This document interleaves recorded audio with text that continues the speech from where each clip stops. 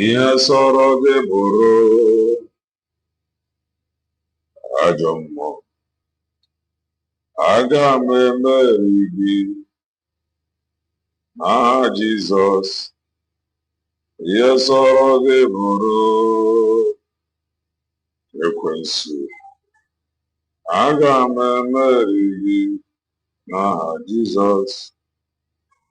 Ihe sọrọ gị bụrụ ajọ mmụọ. Aga m emeri gị n'aha Jizọs. Ihe sọrọ gị bụrụ ekwensu. Aga m emeri gị n'aha Jizọs. Ihe sọrọ gị bụrụ ajọ mmụọ. Aga m emeri gị n'aha Jizọs. Ihe sọrọ gị bụrụ ekwensu. Aga m emeri gị n'aha Jizọs.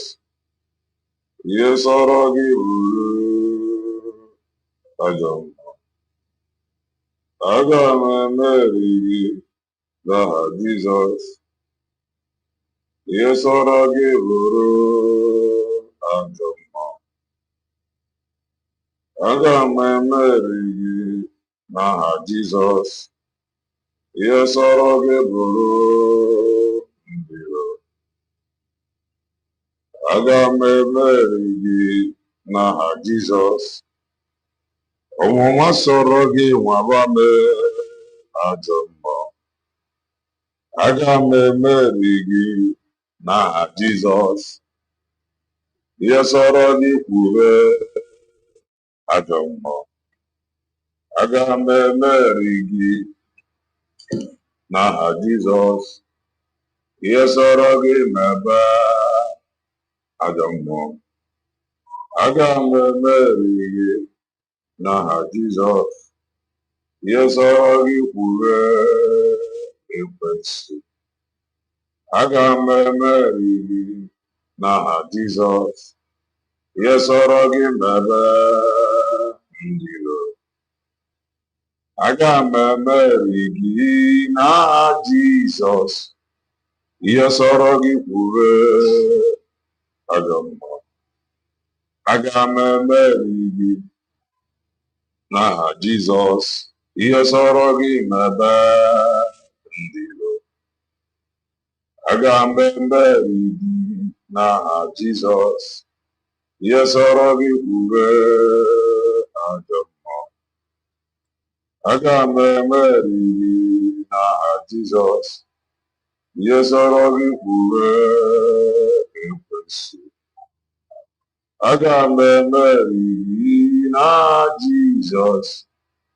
Ihe sọrọ gị kwube ajọ mmụọ. Aga m emeri gị n'aha Jizọs. Ihe sọrọ gị kwube ndịro. Aga m emeri gị n'aha Jizọs. Ihe sọrọ gị kwube ajọ mmụọ. Aga m emeri gị n'aha Jizọs. Ihe sọrọ gị kwube ekwensu. Aga m emeri gị n'aha Jizọs. Ihe sọrọ gị kwube ndịro. Aga m emeri gị n'aha Jizọs. Ihe sọrọ gị kwube ajọ mmụọ. Aga m emeri gị. Ịma mma ya, ịma mma ya, ịma mma ya dị ebube. Ịma mma ya, ịma mma ya, ịma mma ya dị ebube. Ịma mma ya, ịma mma ya, ịma mma ya dị ebube.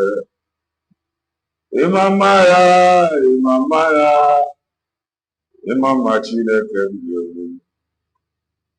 Ịma mma ya, ịma mma ya, ịma mma ya dị ebube. Imamaya, Imamaya, Imamaya, Diomi. Imamaya, Imama Chuku. Imama Chineke Mudi Ebube. Imamaya, Imamaya, Imama Chineke Diomi. N'ụtụtụ eji m ekene bịa n'iru Onyenwe m n'anyasị ka m kwere ya na nkwa, ekwere m ya na nkwa. N'ụtụtụ eji m ekene bịa n'iru Onyenwe m n'anyasị ka m kwere ya na nkwa. Igbo bụ Igbo. Igbo bụ Igbo birikweni yo. Ụtụtụ ọma, ehihie ọma, mgbede ọma, depending your time zone. Anyị ya dị ka echi, maka na echi adịghị agwa ọgwụ ka anyị na-agwa ya. Ọ bụ na isonye bụ, what are you waiting for? Click the like button, subscribe, comment, share.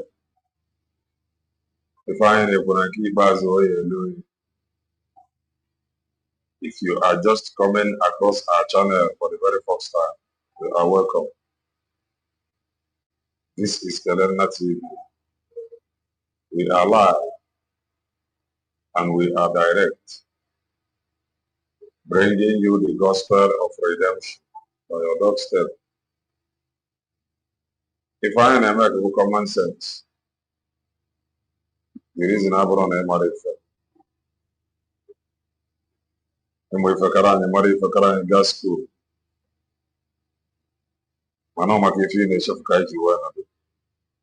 I just want to make common sense as always.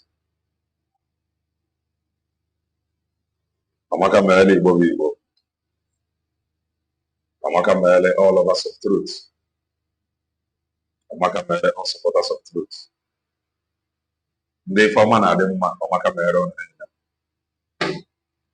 I remember us all. I remember us all. Amaka Mele. Nili Fenina. If it is somehow that you are going through, I declare from here, Amaka Mele. Anything, the somehow that you are going through. Nimo Nodoa, Amaka Mele. Nimo Nodoa, Amaka Mele. Amaka Mele.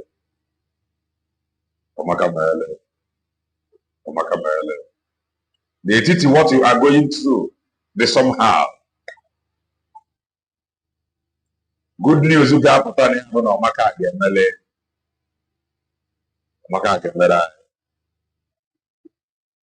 My head is should carry up. He said, no. Oliver, no, you're not. Amaka Mele. Jerry, no, you're not. Amaka Mele.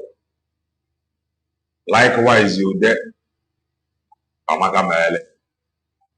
Amaka Mele. Amaka Mele in chat.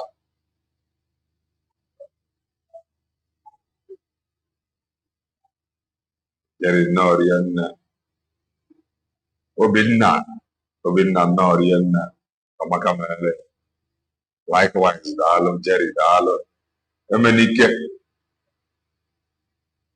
no, you're not. Watch you from Indonesia. One day get a Indo. Get a Indo. Amaka Mele. Amaka Mele.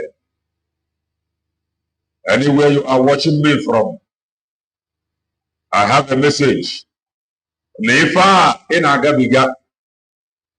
Before when called the somehow. The message Bona Amaka Mele. and then he get testify. That will be truth. Na case the Chukike, DKD Reverend Amaka Mele. Do you know what you are going through? Amaka Mele. If you are not yet following us on TikTok, kindly do that. Same Kelena TV. Amaka Mele. Amaka Mele. Zion Pikin no Rien. Amaka Mele Ibo. Amaka Mele all of us of truth. Amaka Mele all supporters of truth. No matter what we are going through, no matter what the situation is, or even the situation they can,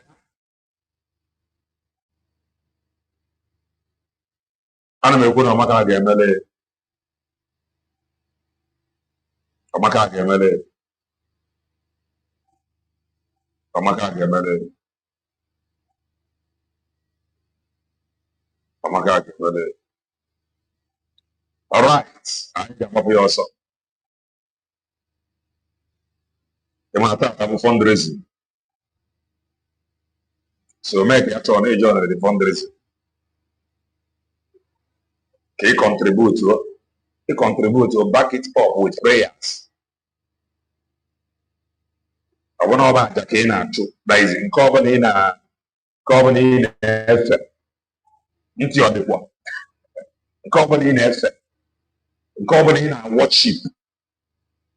If I need no results. But if I need better.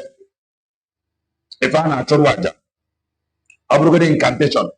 If I very, very nice, get good results.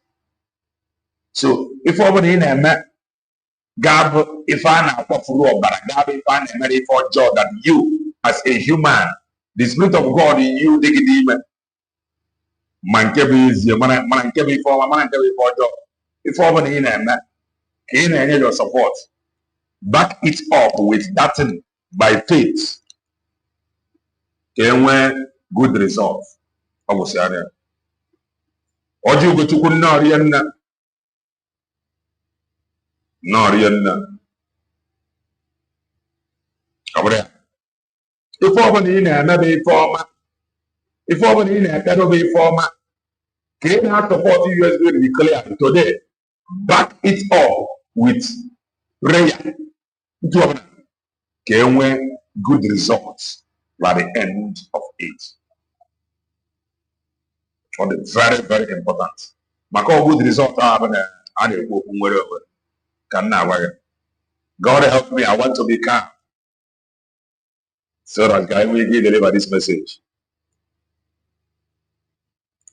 I want to be calm. I want to know you got paper. You got paper.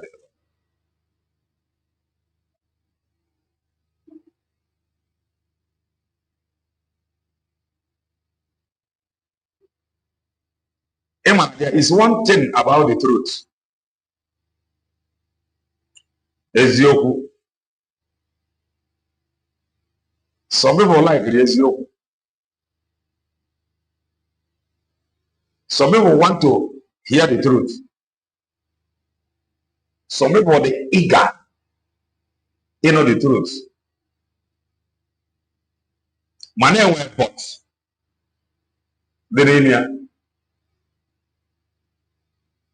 And what is that bot? That bot, many people beggar about Ezioku. About Ezioku. Egwafa the Ezioku. Or they are difficult. Or they are so strong to handle.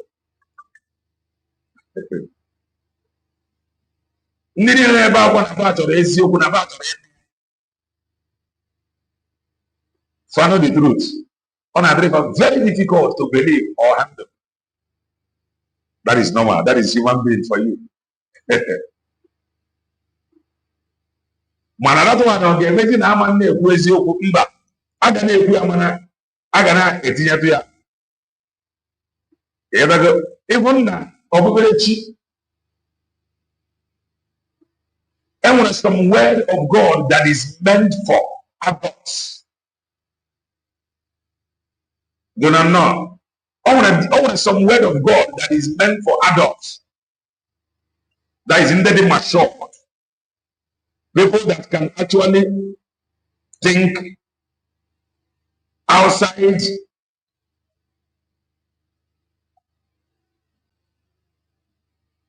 outside the operation, outside the religion, outside Bible. Then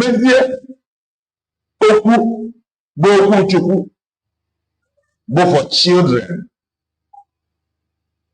For children. Then one for adults. Okay, and that is not by age. It is not.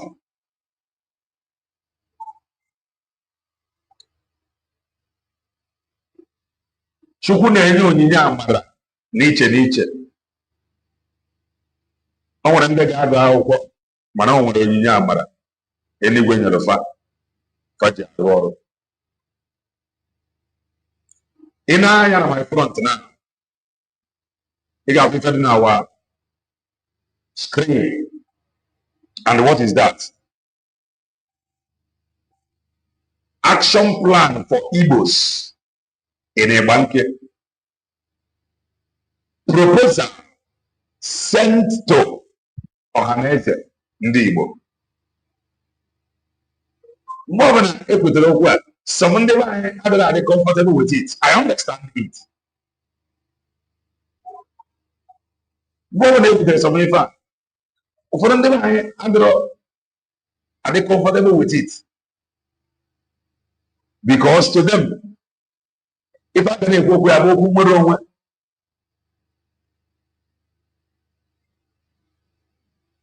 not a banker, not a banker,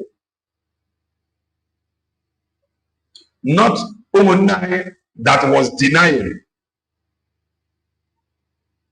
their Igbo origin. Metakwasi ekwete na obi Igbo a na-akpọ Anioma. Mgbe ọbụla ekwutere ya, some ndị be anyị adịrị ala ya. Ọ bụrụ na ha adịrị ala ya, o nwere kapati aghọtaba ya. Calm down. O nwere egwu anyị na-agụ ebe a na ọ mee ka Chukwu si eme efi ya. O nwere ka eluigwe si arụ ọrụ. That is one thing we must understand. We must be sensitive spiritually. Yeah, what at times I will ask you to keep your emotion by the side. That's emotion. Emotion there. You don't have emotion there here. You never understand that. In fact, they're very, very important. Now, because I am still entitled to my opinion. In fact, they're very important. For ndị Igbo, that is the normal for ndị Igbo. And all is very important. Okay, let me put it this way. If I be very important for ndị Igbo, if I be very important for ndị Igbo, then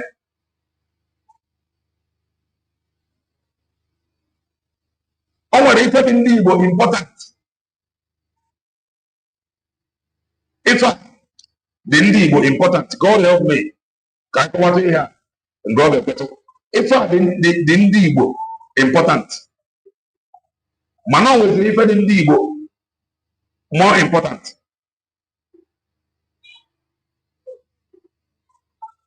If the Igbo important, Mano will effect the Igbo more important. And if I didn't Igbo more important, it's not just Igbo. All other ethnic groups that made up Biafra. If I didn't Igbo important, the other ethnic groups that made up Biafra important, and that is Biafra. Manefa the Anyanwa Igbo important. Ka anyị nwee ike ịgbadosi ụkwụ n'ala ike, ka And Ohaneze ndị Igbo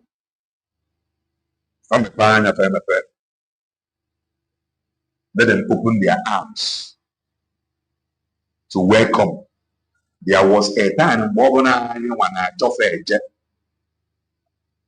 there was a time now we dey explain. You people should come. We are one. We are one. What they are doing us is not good. Elite. Are you not seeing that there is a move that is ongoing? If I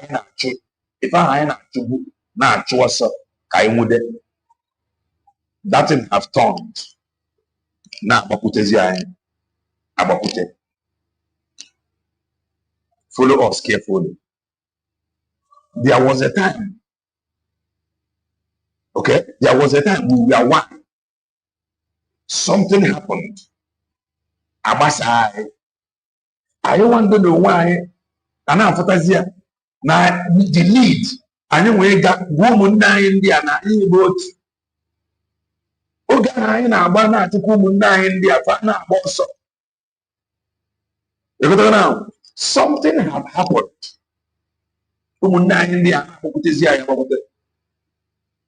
So we must embrace them. Very important.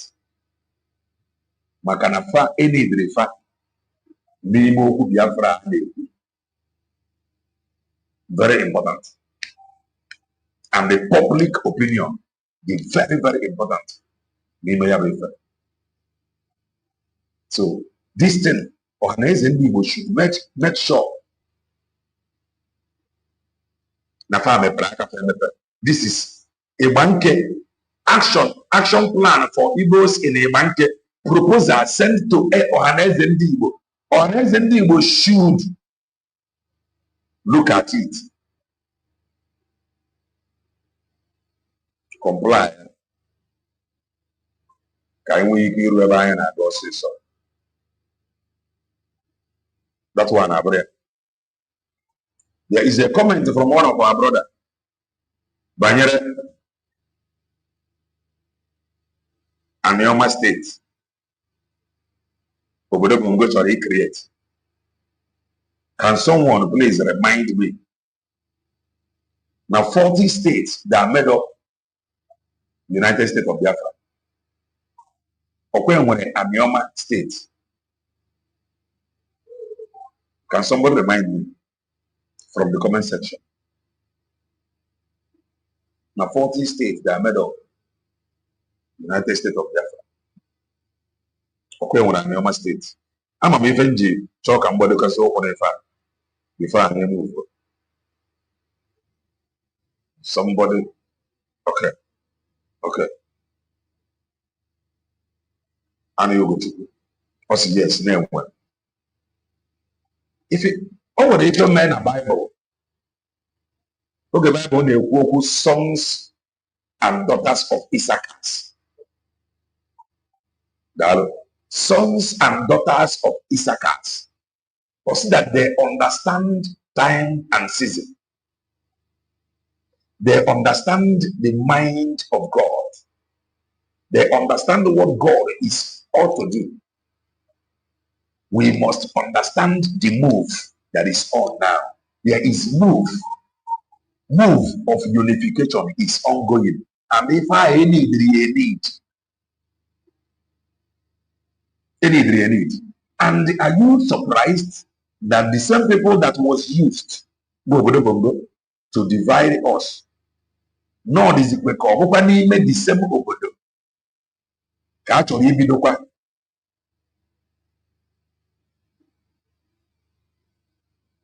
Where unite by my brother, all you too. Touch the like button so that I'm gonna press send there notification so that one can think we pop up na YouTube homepage. Any banke Igbo. Ndị a sị na fabri Igbo wee na-ekwuzi okwu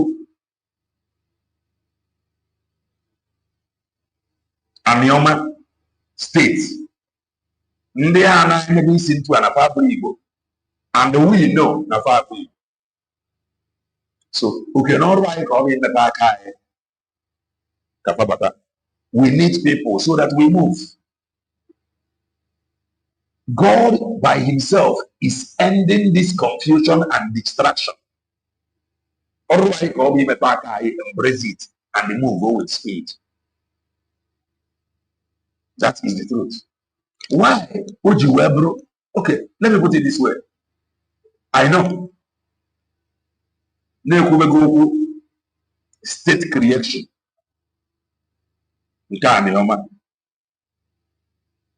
For very many years. Why would you wear bro? No, after state creation in the United States of Biafra. And the 40 states in the United States of Biafra, which Anioma State, the name. Why would you ever after that state creation on Kai? Why would you ever after it? But whatever you were not to create Anioma State. Why? After Kai create Goria, or no after Kai create Goria, whatever go to create here. However, the same place, US will declare create their own boy. Or the same place,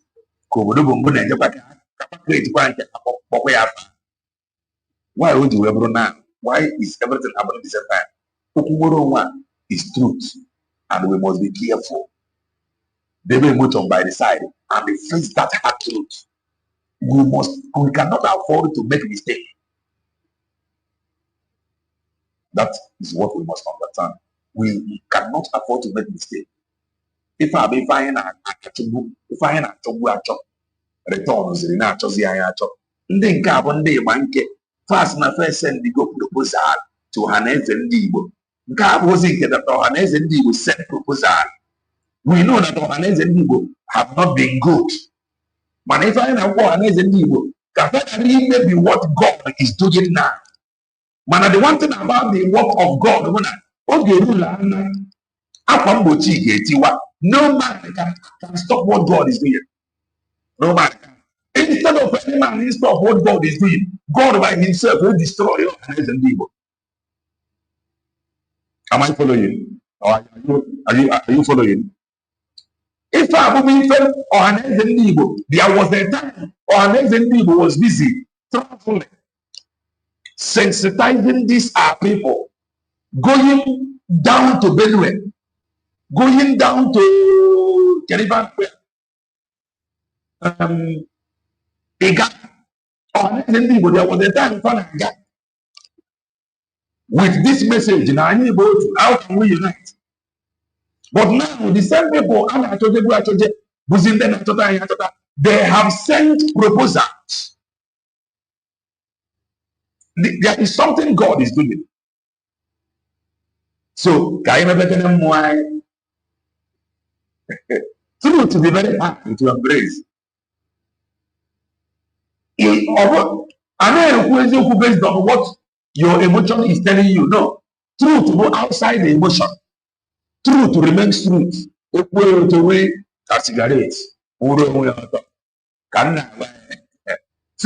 I want to move. They are to unite the body so that we can collectively move with a full. Can this move when I got on? I want to come down because I think I have some hours to stay here. Can this move of unification I got on? Can US be declared of the Tongozo Rabeza Banyere?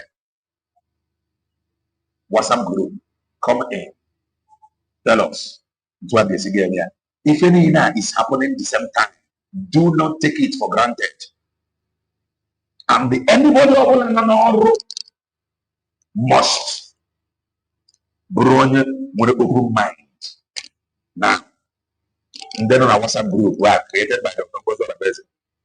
The Fania na handle from the cabinet, including Nigerian Zoom meeting.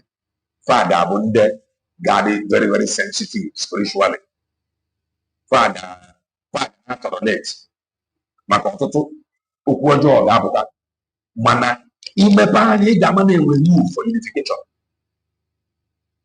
Or an SMD man a digital proposal. They must make sure on a family the right thing. Because if I will get unification, and no man can stop what God is doing. No man can. No man can. Makane were heavenly immigrator by the control. The one he God is presiding. And I hear when they depopulating their population is a task that is ongoing. And there were consequences when men deliberately undermined the truth. So I saw a comment from one of our brothers. I read the comment aloud. So I know if I try one of those things. This comment is from Ibebu. Ibebu said, then why you talking about Biafra Kelenda TV and you know that our DPM is against it? I'm from this comment match here.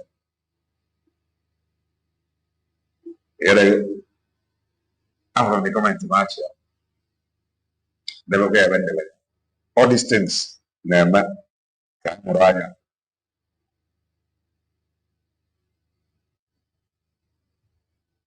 On some side in the Achiga.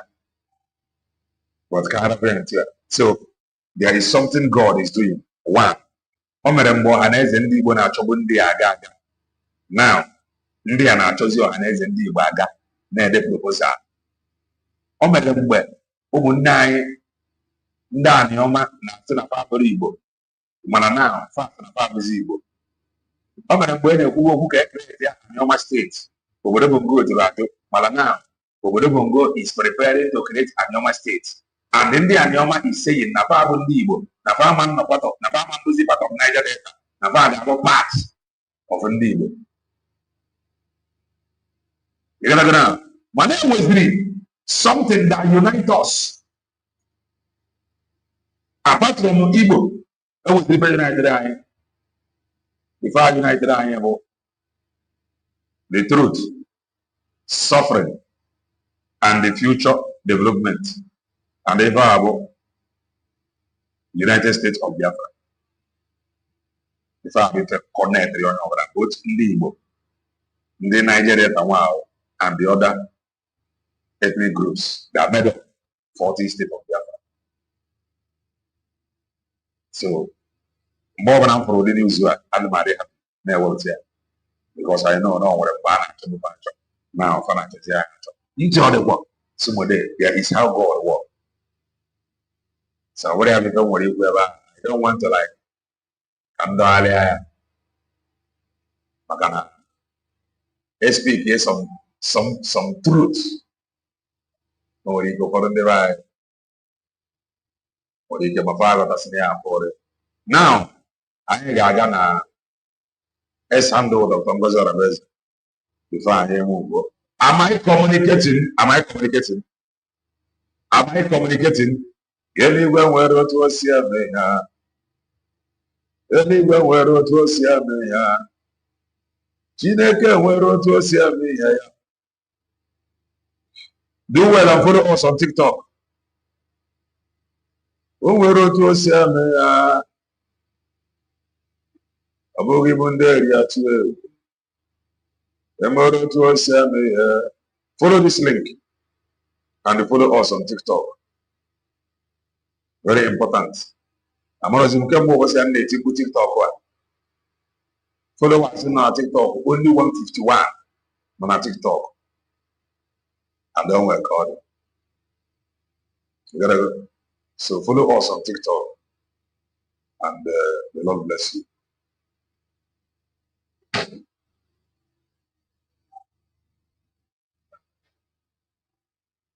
Now, if I have done what I raise a post, don't forget now that I'm fundraising.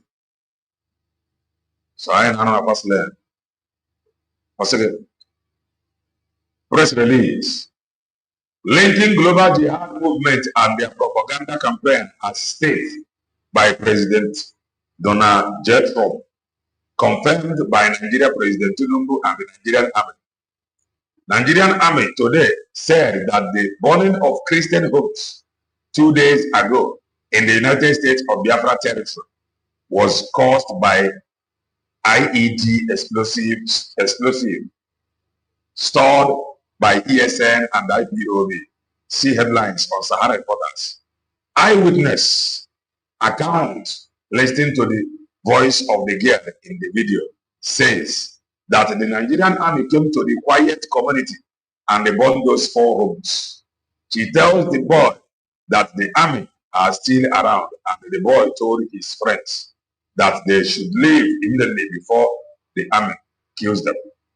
This is exactly the terrorist act and the crimes against humanity being carried out daily by the Nigerian state against the Biafran people and the new Christian nation, United States of Biafra. Okay?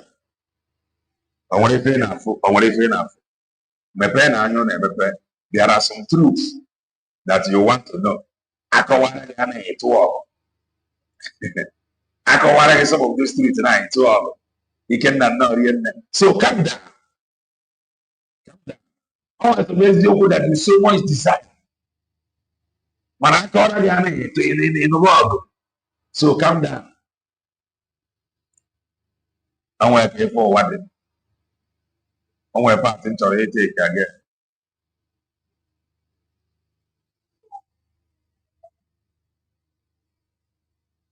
Let me take this part again. Okay. I'm going to open the you guys.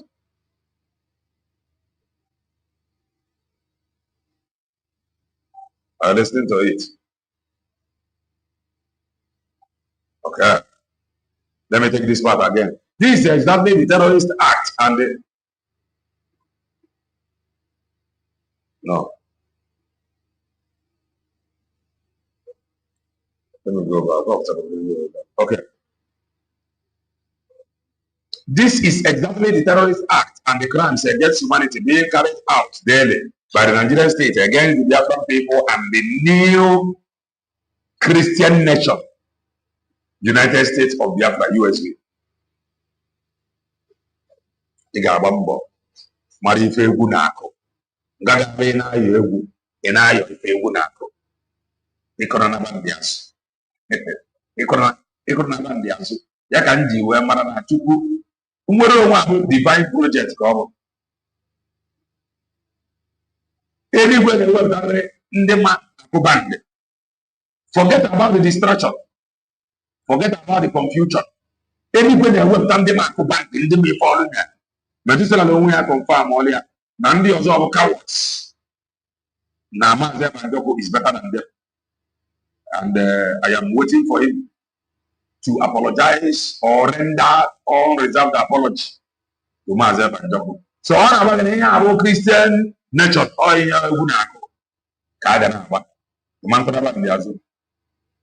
for clarity, there is nothing like ESN or IPOB in the whole Biafra 40 states territory. What we have is the United States of Biafra, which was declared on November 29, 2024 in Latin Finland. The Nigerian state and its politicians, led by President Tinubu, refuses to recognize and respect the new nation and the will of the people. Rather, resort to revisiting and the mentoring other ESN and IPOB, which has no place currently in our new nation, and use these non-existent names to unleash mayhem to the people of Biafra that has told Nigeria to leave Biafra land. Okay? Tinubu and his army are currently and forcefully occupying a sovereign land and reacting to the Nigeria Must Go, which was launched by 80 million Biafrans few weeks ago. Nothing Nigeria is welcomed in Biafra territory at this point. They must leave the 40 states of Biafra because they are killing us and burning our homes. The United States of Biafra government will continue to confront the global propaganda of the Nigerian terrorist state and their terrorist act in the Christian nation of USB. We will protect our people and our territory. I call on our allies to recognize the United States of Biafra to stop this terrorist act. Very important.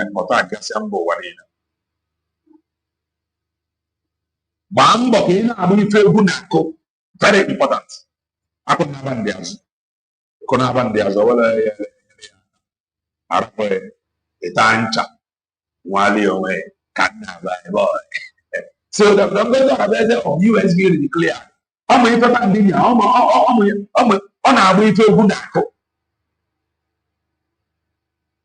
the most important thing I need, somebody down on there now about the Ife no push.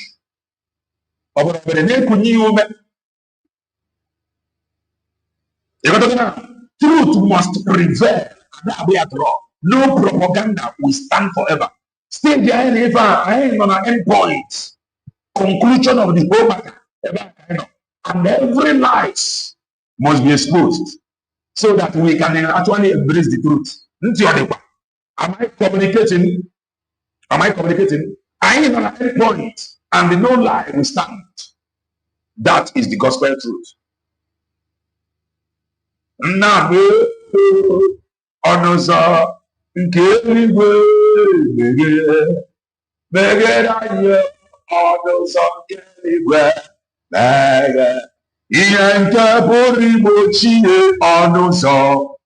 Kamara Megeranyo Onuzo Kenigwe Mege Ukwasya Pogi Mochi Onuzo Kengozi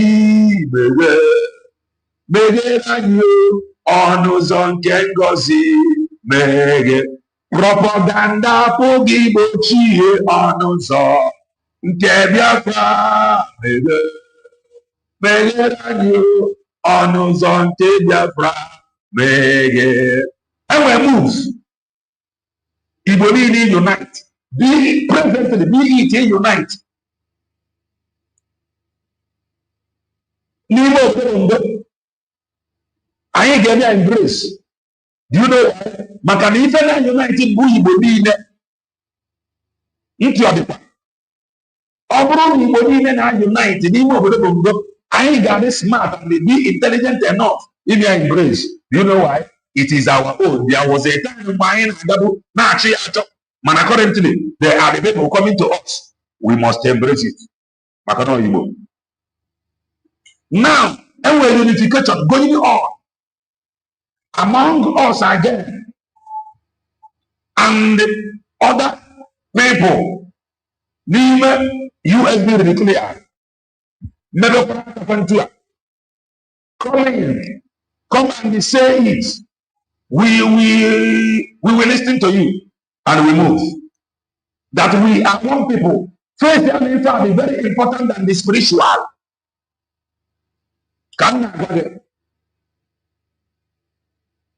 Kingsley Boniface, no, you know,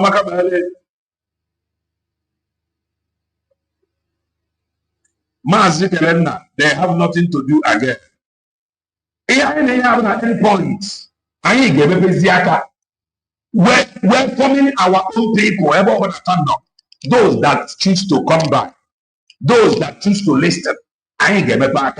And you is going to declare them or unless them will get back.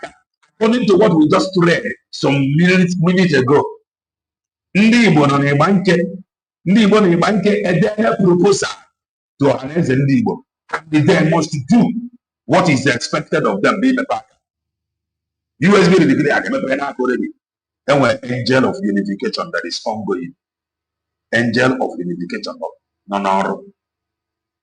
You may not understand.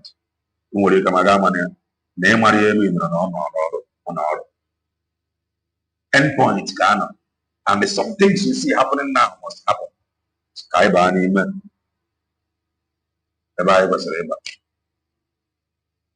So, I know side.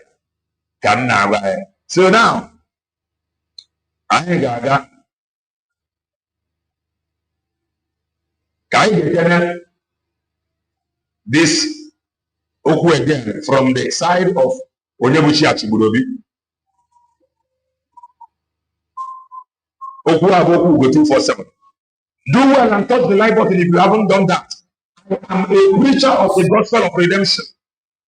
Asking the church anointing and power to preach this very gospel. Anointing and powerful signs and wonders that accompany this preaching. We don't know propaganda against anybody. Oku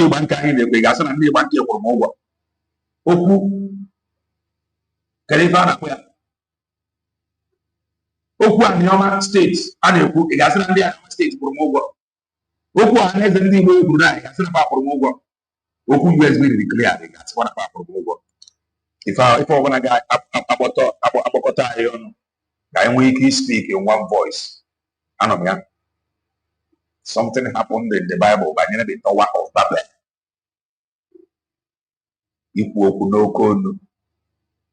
One nature, one vision, one mission, one direction. And you realize I was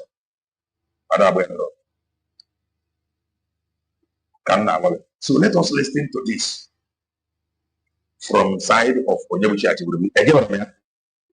Mana on different name, from his side. Man on different name na social media. Then ma for chapter letting. So I now know. No Kurubanyere. UGO247.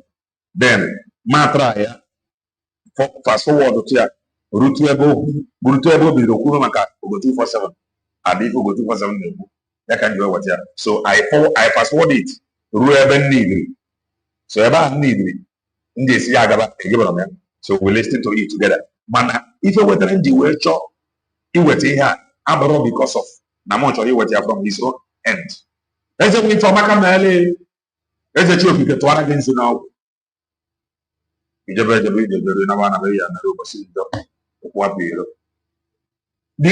the way you were cheaper, Abro no can not hear from his own side. No, because I am not here from the side of progress journalist. Mana okay for okay online. Photographer again from side of Onyebuchi Achiburobi. Something now came into my mind. So the reason why you went again because of that came into my mind. Looking for it. So I would have said Kanga from side of 191 progress journalist. Man, I was doing something. It was one FIFA. Now social media, something about Nobi. I said, okay, let me bring this one. With FIFA, about Nobi. Maybe that is how God wants it. And what is that in Wetland Arabia? Call me. We gonna see you. We get in a car. Get it be Hannah. In short, just call me. This people that is working with UGO247 now. Call them to me.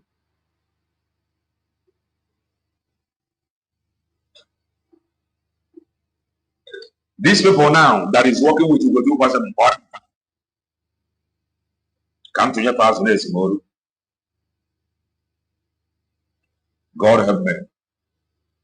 They must know that UGO247 cannot be trusted.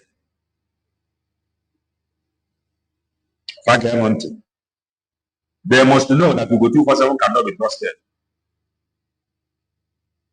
Why an Aman trust UGO247? Because UGO247 has no truth in him. Because he has no truth in him, he is afraid. UGO247 cannot be trusted. The reason why he cannot be trusted is because he has no truth in him. That he don't have truth in him, Mesiria, UGO247 told us that he is coming to expose the Tongozo Arabes. Up till now, he have not exposed the Tongozo Arabes. They are not here. that he have no truth. He have nothing to expose.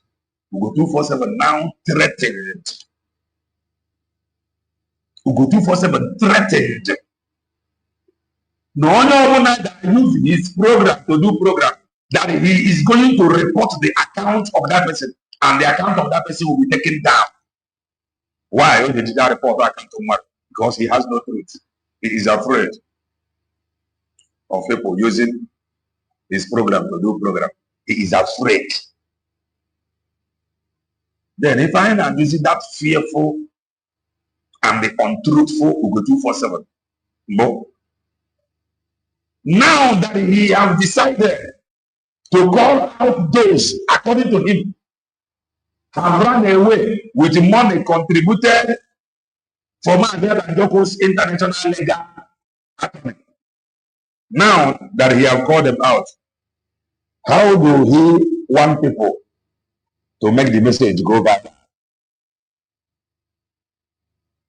He threatened us because he had no truth in him.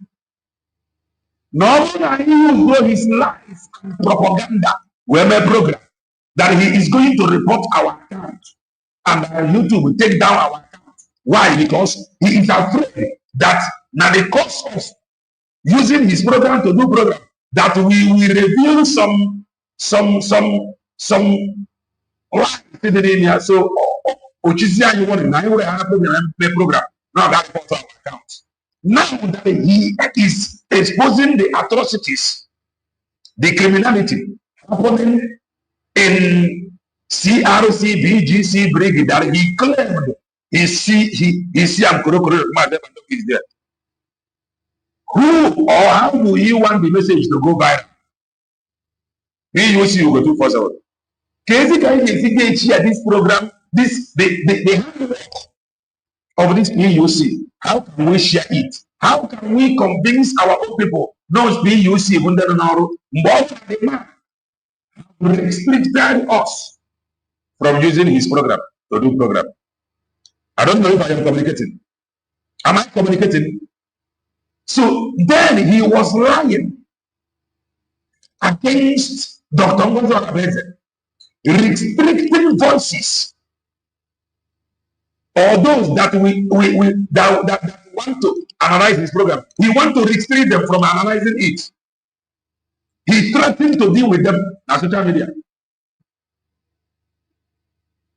Because of lies, he is telling because UGO247 Jim man on social media. Warrior Jim man or confirm. I'm telling you. Man, it is not yet late. On this year with PUC. How can we now make this message or the job of this PUC to go viral? Since he have restricted people from using it to go, from using his program, EGM program. So if you are working with UGO247, you cannot succeed because people, there is this fear, that he, the lying man of God UGO247, will eventually report someone's account. Use his program to do program. So that is why I have not used it directly. I'm using it indirect.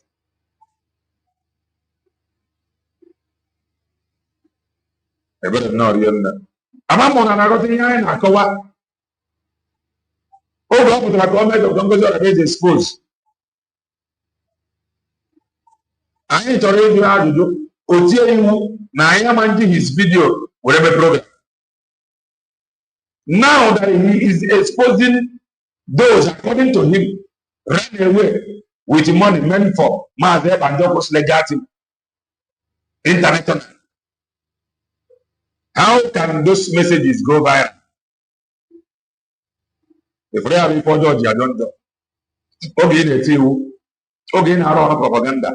You may think that you are dealing with Dr. Nwayi. You don't know that you are actually choosing yourself.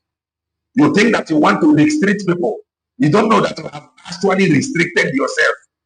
He wanted to be economical. with the truth. He wanted to restrict us from using it. Today, he restricted himself. Eziokwu dị ebube, ịdị ebube, Chineke m, ịdị omimi, aya, Chineke dịkwa ịtụnanya. Ị karịrị echiche mmadụ, ọ dịghị onye dị ka gị. O nwere ka Chukwu si eme ife. Agụ UGO247 na-ede like this will come.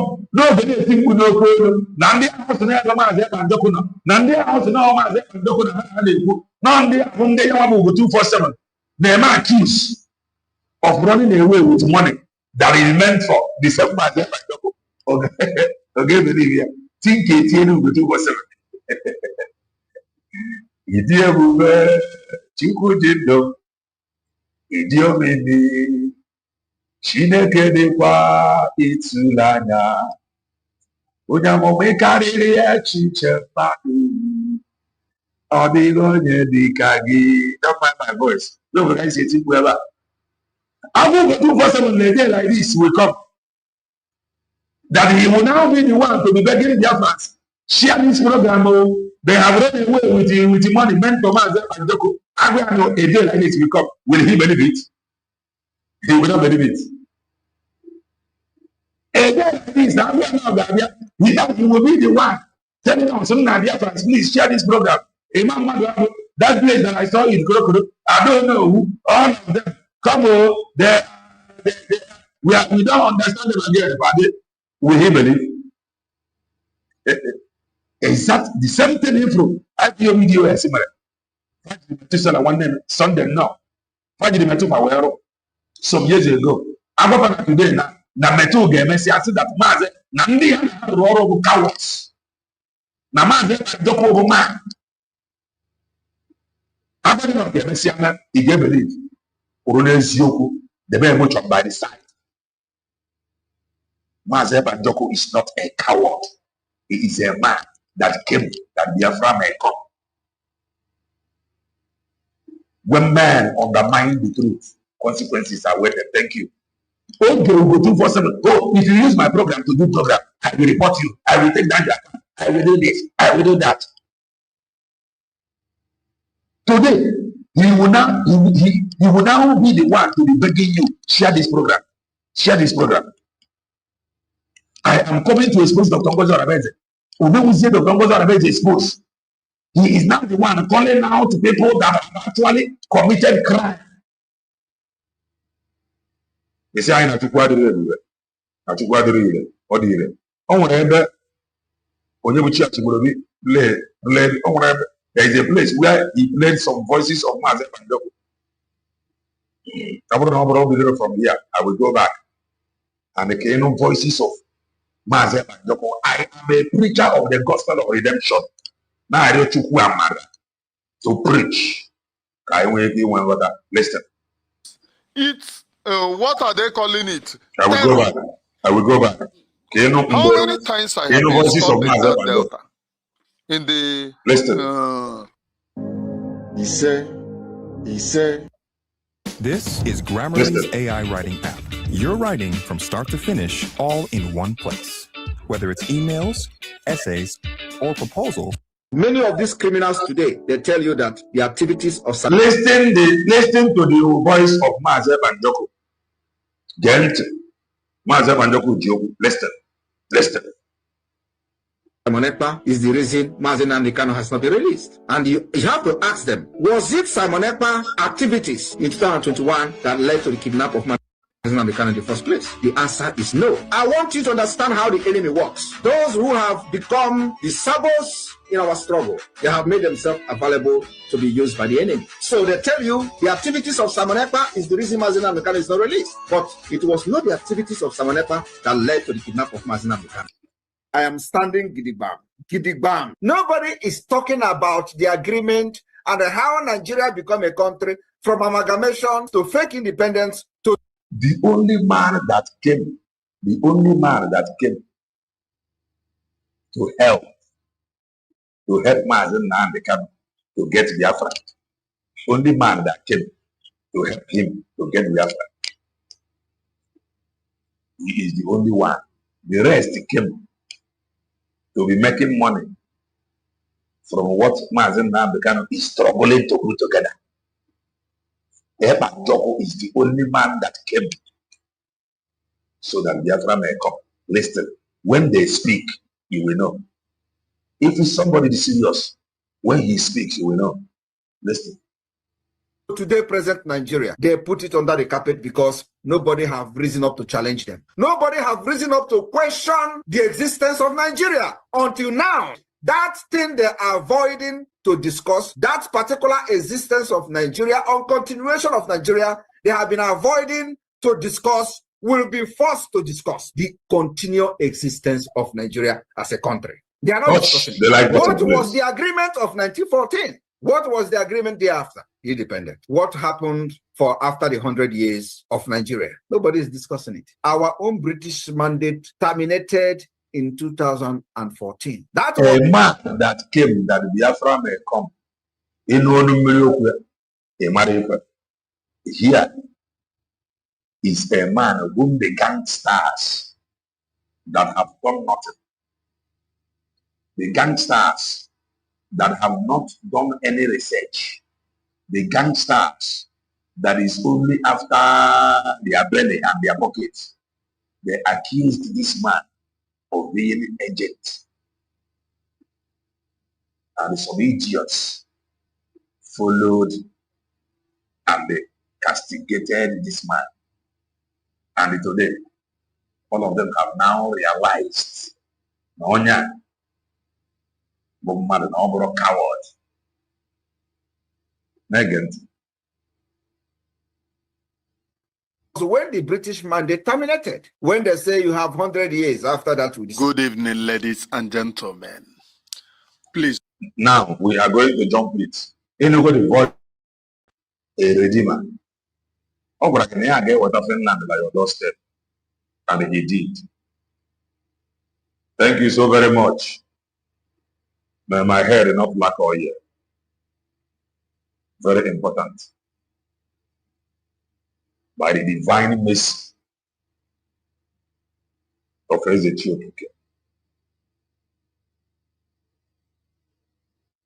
May our hair not black oil. Now listen. I ain't got you forward. Welcome back. How many of you remember when the and I preach nothing but the undiluted truth? Is video. Master Simon Ekpa's release is very, very vital. I was today. Even you were that Ifa. Even you were Ifa. UGO247 have threatened. Oh, even the medicine just enter my ear. They have threatened. For his program, my program. No one over this program, my program. May I get taken down the account of that person. And he said that he came to expose truth to us, yet restricting us from using that his truth to make it go, that is, from making that his truth go viral, he restricted it. Now that he came to expose, according to him, those that have hijacked money meant for Mazeba Joko's legal, international legal lawyer. Now, one brother and they are exposed. Kochoroka Ishiaya, Kochoroka Irapuria, Korova the Lord office. UGO247 has no truth in him. That is my own opinion. No truth against USB declared that Dr. Gozorabeze. Only made the truth exposed. On that, say share this program, let it go viral. I mean, UGO247. This is my findings. Mana, because he has no truth in him. Yeah, with now that he is calling out people, is he giving us permission to share it or not?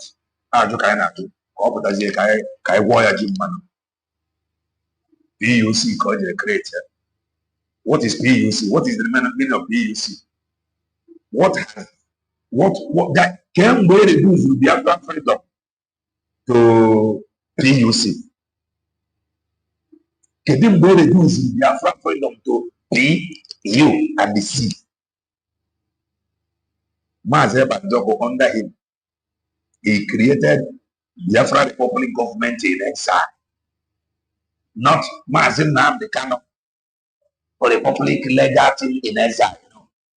He know that Mazen Nnamdi Kanu on him. He created guys. If I need Biafra Republic government in exile. Co-creator. Knowing fully well that Mazen Nnamdi Kanu on him. Follow us carefully as we preach, as we alert, or whatever in the together. Mazen Banjoko, after creating Biafra Republic government in exile, is well no yet. Mazen Banjoko planned the first convention. Then a way online referendum and the homeland. Created after creating government in exile and the fact of the homeland. If any now, everything built strongly around this very freedom. Then a way constitution, whether say charter, where ID, Gazette Finland for the declaration, redeclare what is the United States of Biafra. From Mazen Banjoko, everything was about Biafra and the freedom.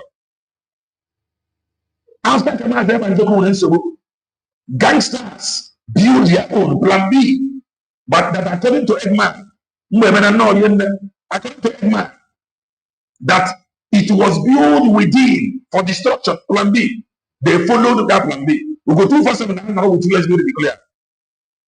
From that plan B, which is an illegal structure that JQC stands, they created or they made by law that we give all the Ogenkere and their group power for Ogenkere to become president or to dethrone Mazen Banjoko, yes, to become the PM. Now they are by law, illegal structure. Want to dethrone a man who build a structure. Gabo guy in the promised land, they're buying that. They had problem in that illegal structure called brigade. They ran away. Created another illegal structure called CRC BGC Brigade. Illegal structure. Here for Africa. CRC BGC Brigade. Illegal structure. They claimed another illegality that Mazen Banjoko was calling them. They claimed another illegal structure. Nafa Apotrana Mazen Banjoko international lawyer. They claimed that same illegal structure fate sana almost into 3 groups or 2 groups. The illegal structure called CRC BGC Brigade have now given birth to another illegal structure called PUC. Are you following? UGO247 and his group PUC. What that thing they created is or the illegal. It has nothing to do with Biafra. That is how foolish. That is how stupid. That is how unserious. That is how unreasonable. That is how not to be a freedom fighter they have become. Mazen Banjoko built everything around the freedom of Biafra. Using a ton of shameless UGO247 and their gang, they build PUC that we do not know how it, who exists PUC. What is the meaning of PUC? According to UGO247, they are building PUC around the Mazen Banjoko instead of building PUC to advance the Biafra struggle. You see how blind they are, claiming that they can see. I don't know if I am communicating. I don't know if I am communicating. Am I communicating? Is somebody getting value? Am I making sense? Am I communicating? Am I communicating? Mazi Banjoko build his structure towards getting us freedom. Knowing fully well the Mazi now became anonymous. Originally, I thought UGO247 them. After saying that na don't go to is out there, I know you. No, they get out there, I know you. Even the structure, get a to Biafra freedom. UGO247 even the structure. I need to follow. If you go see now, Dr. Ngozi the father amateur. UGO247 and India ended up building structure that can only rescue, according to them, Mazi Banjoko.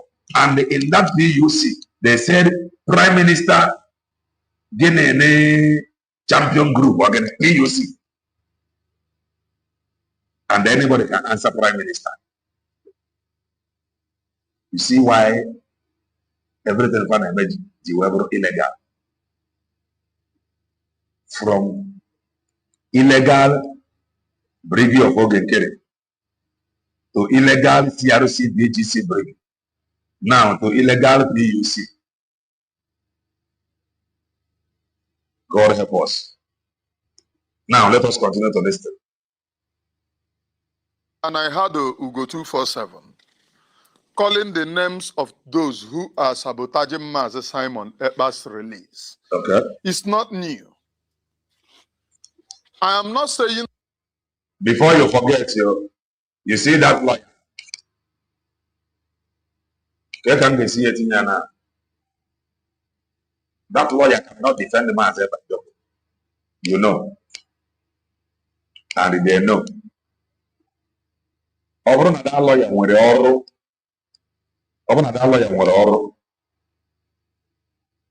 the people who will do was made mention of their names. Fantani may not be involved in that sabotage. But when I want to ban and the lawyer don't want anything to present in a case in Mazi Banjoko. Now that they have run away with that money, the little one I contribute. Now, but also with that money I contribute. Equitable, now the lawyer don't want anything to contribute. Lawyer of yesterday, after Kaimetra appeal. Yeah? Now listen. That the names that he is calling is correct or not correct. But anyone working against Mazi Simon Ekpa, you have known yourselves. It is not new that the Nigerian government wants to bring anybody that is supporting Mazi Simon Ekpa. You know, I said something before. I want to guys work well. Oh, yeah, the guys will work. Let anybody over Jamie over. Mazi Banjoko got it. Now DOS is ready to work with that person. Oh, guys work well. Now you're gonna get me for one game, man. Mazi Banjoko got it. Now DOS is ready to work with that person.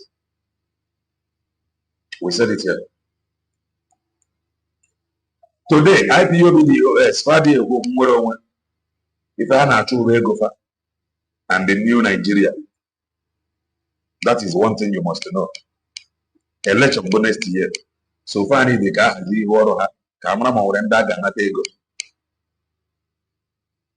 So, and the one in Jafia, a man mother about the DOS member. Malone Johnny and a kid yoga. Oh, a mamma dab. Oh, a man, Kelena TV, or more than a mamma about that name. The Lai Mohammed of the Afra struggle. Because I'm a Pasiana and Woko. All the problem what are this struggle. Immediately, Mazi Banjoko to Monensu, the mamma about this year. all the problem. But the UGO was busy following him. Oh, God, I'm social media. I'm not going to do that. So, no, yeah, it cannot happen. That Imam Madabo, born a creator, born an empowered Genkere, to a Genkere not today. Imam Madabo sabotaged him as a Joko. For making sure no Genkere, no one or today, anybody way he says sabotage, and the Imam Madabo facilitated it. He facilitated it. So, but small time, on an Imam Madabo, Madabo Joko called in the activity. Imam Madabo, so the not gonna forget that. Today, report that I have about UGO247. All that in the family here to convince you that they are doing something. You will get the name with ego. IPOB, they are still parading the name Mazen Nambikan. Just care where you are. The fear money for them and power is completely. Hear this. And when some speculation, the Mazen Nambikan or Capita, who can you see a gap? You couldn't have a gap. And I have known this thing, and I have said that I had a dream. Manega, the focus, now we're on. The very focus, now we're on. Or when lawyers said that was saying, na Southeast. Now I got meeting by the freedom of Martin now become working one, the focus, now we're on. If you are coming here, wrapping much on by the side, and not getting now we're on. What should be what that should be done that matters to you. What should be more important to you. We respect Martin now become like all the awareness he created.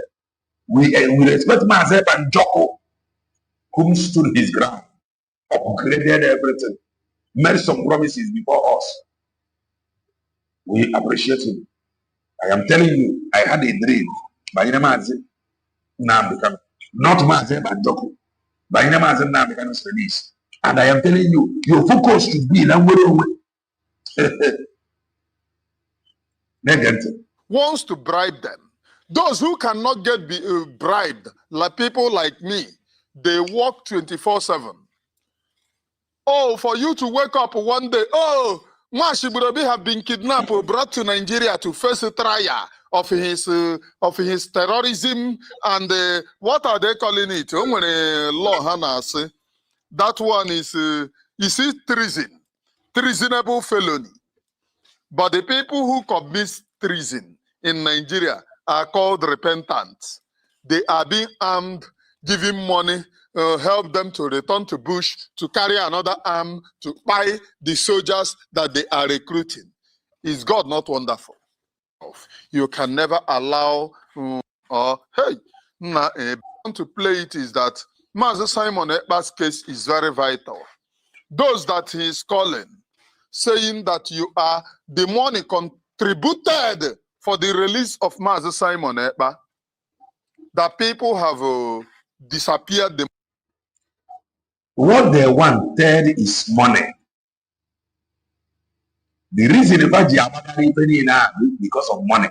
I started shouting this thing, oh God, I'm in Finland. Imam Madaba Finland. If I go to block, to hijack, doing nothing, so that you will continue to contribute money. That was their plan with Ogenkere. That was why in less than 72 hours, Mazep and Joko, whom is their prime minister, who is their leader, now among the cabinet members,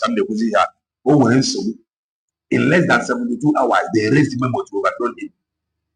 What they wanted to do is to overthrow him, make you to believe that man go where, continue to lie to you, in a way they go for the money. And USB declared, refused. Dr. Mboja stopped them. Take was your final signal plan B. From there, take it forward. They tried everything they could to make sure they shift your attention from USB declared. In or wrong. Under them. Canada not control Guinea with them knowing fully where they were doing nothing. That was why they were desperately posting pictures to you, telling you that they are in Washington, D.C., posting pictures there. They are very desperate in Onenu. doing nothing. There you go. Because the man whom is talking about freedom, so they don't want to fight the freedom. Part of the money.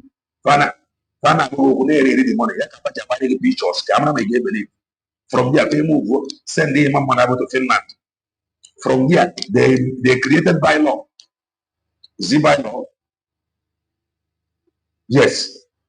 To overthrow Mazep and after 3 months more after. They were desperate to make sure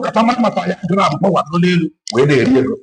But at the end of the day, the truth prevailed. They twisted it with AI voice, telling what's going to be a woman. Oh, I'm a head of us for what I'm saying. Ask them to fall back. They were desperate to convince you. He believed. If you now come today, they did not succeed.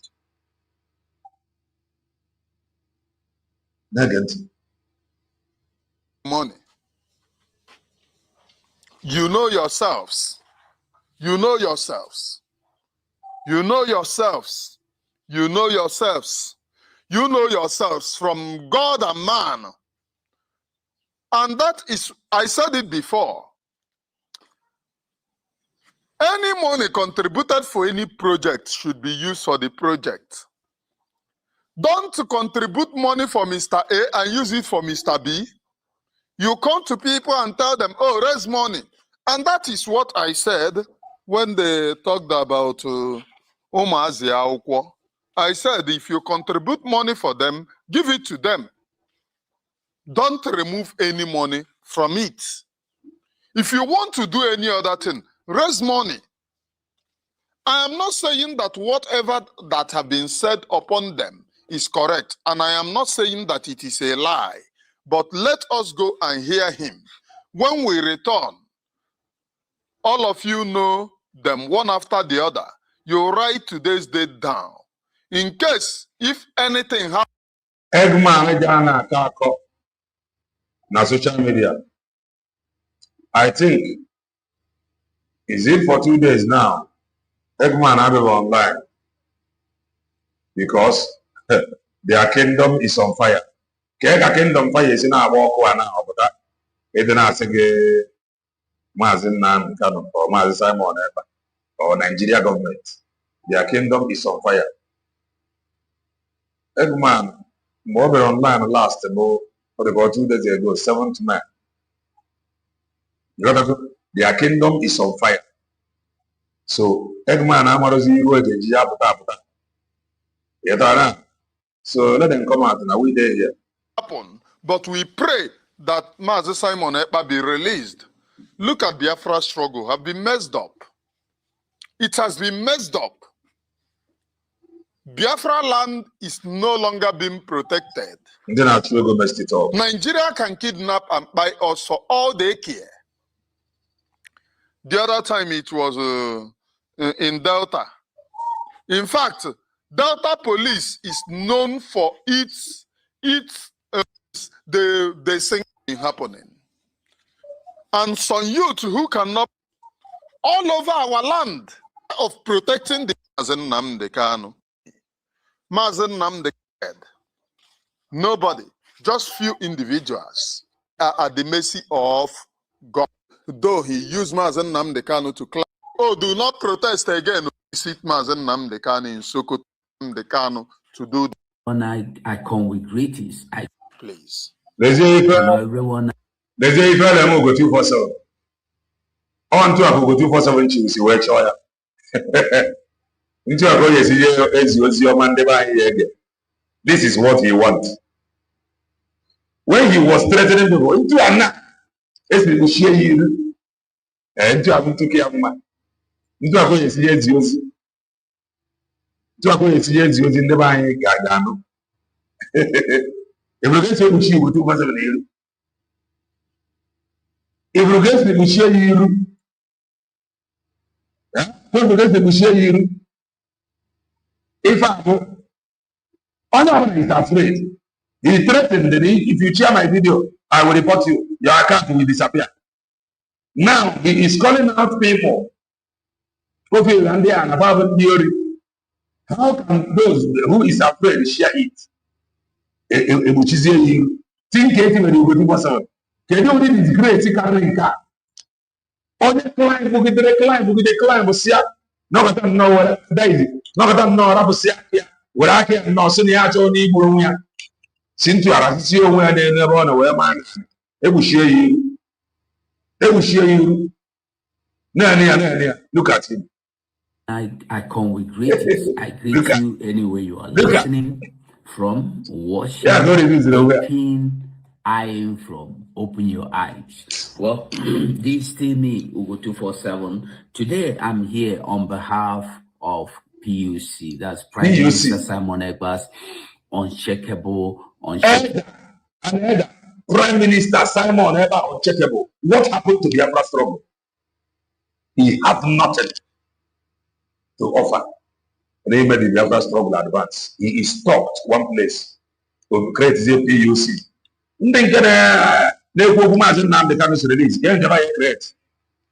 How create the PUC? This PUC created 100 men. So when I tell you that the man have not come online for 2 days now, maybe these things in Aga now, well, it can be one of the reasons or part of the reason why. Okay, the PUC, Prime Minister champion getting. What happened to Biafra struggle? Or whether what it takes, it will be Biafra struggle. And they will share you because people is afraid. Group. So I have this important information to pass, and the awareness and the information to pass, to make known and to keep you on the know. And from now on, I'll be coming out once in a while when there is need. Not once in a while. Come out. Because you have been threatening that you will come out to expose the compulsory representative. Now you are no longer exposing the compulsory representative. Oh, in that and get a no have the right for myself and have you forgotten? Oh, but I platform on that easy on there. When there is a need, or when there is any need to pass a good information, when we have any good one to pass that you need to know. Now, PUC, some of you may not understand. PUC means Prime Minister Simon Ekpa Unshakable Group. This group are the group that aligns themselves or itself with bringing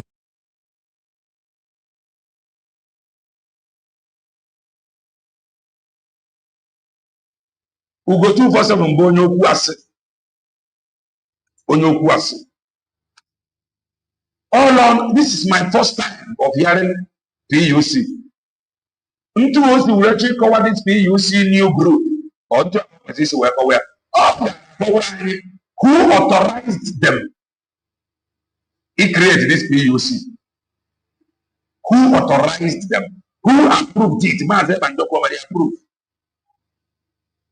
Can they not be in charge of this PUC? Can they all fact who authorized them? Because we asked the same question. Okay. And Abagare APM, we asked them who authorized them? Who authorized the creation of PUC? UGO247 should be ashamed of himself. No reduce to this thing. Imagine how he want to explain PUC as if PUC has been existed. Background, the reason why you people created PUC and those behind it. And who approved it. Approved. At least I am approved when they create PUC. That Simon Ekpa have identified himself with. If you see, ever since Simon Ekpa was arrested or detained for over 1 year now, he has only appeared in one place. That means through telephone conversation. He have addressed people, only one group of people. The same group of people that you are shamelessly saying he appeared. The same people, Bunde, according to you, What does that say about you? And all your drag. The same people that you claimed, and as an elder, if you don't know now, that Mazi Bandoko have appeared only with one people as an elder, one group of people. So immediately Mazi Bandoko went to issue with USB declared of Dr. Ngozi from prison, the problem with them. And you as an elder, you encourage him. He would have problem with him, with them from detection. And you know that Dr. Chukun claimed that he spoke with Mazi Bandoko on the phone. And you shamelessly come out, still want to convince us that Mazi Bandoko called CRC BGC Brig. Try. If you remember. And that group of people are Briggy under Simon Ekpa, the group that... Don't give this man one naira. This will go 247. Don't give him one naira. He has no truth. He has no honor. Talk more of dignity. He has no honor. He has no dignity. Don't give him one naira. The man just disgraced himself. What is PUC? Man, Simon Ekpa, Prime Minister Simon Ekpa. Campaign called champion. PUC. Ebe de woku total freedom of Biafra. Only can woku PUC. Prime Minister. Tomorrow now, my Prime Minister means Prime Minister. Prime Minister, but whenever who asked them to create Prime Minister's group? And anybody can be Prime Minister. How many people is handling this thing? What happened to 100 men? If this brigade, according to him, that Mazi Bandoko have appeared, and the PUC is with brigade, 100 men is with brigade. What is the job of 100 men? In whose capacity is he speaking? Is it as information minister or as who? Involves Imam Dabo, Ruben Nadi, and so on and so forth. So, the why I come out today is to pass this information from the table of PUC. So I want you to know that as information minister of PUC, some of us, our brain is so dull. Even that I like any nonsense, you go. Crafted from Makamele. This is sure that what is know. We go 247 forehand completely on the rack. PUC. Who created it? If any in our background. Also, no, we go 247, but I don't know. Kowa. Explain, no? Neko Oru PUC. Explain, no, Chaya. Explain, no, reason if I were create, yeah. Explain, no, Chaya. Naku, Senia, Ganabia. Kaya, Niche. Then we go 247, they just map that. Kowa PUC. Kowa, Namazi Bandoko created CRC Brigade Mazi Bandoko, where he called in. At the end of it, or second that the then Afumaka use the then Afumaka CRC.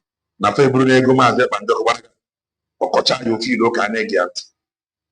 Shameless, very shameless. PUC is everywhere. It's everywhere. PUC is everywhere. Everywhere. They are in that brigade. In that brigade. Simon Ekpa have visited and addressed so many times. What is the job of this PUC? Who created this PUC? Who created it? How many people are PUC? Who approved the creation of PUC? Can we create this PUC that is everywhere? This PUC that is everywhere, inside, outside, front, left, back, center, everywhere. I, UGO247, have been part of the meeting in so many times. I've been in the meetings. Yeah, I was in the meetings. I listened to Simon. I did not block it. Onyebuchi Achiburobi blocked him because he have threatened to report account of anybody of Nigeria women program. So, Ekwesiri cannot block here. He will beg for people to unblock his face. He will beg for it. He's a shameless man who go to possible. I am telling you. Very shameless. PUC. Address. So, I want us to know that the PUC is inside, outside, within, inside the cabinet, inside. On the Subuna brain. Not to see over the Subuna America, I didn't know up and doing. The up and doing.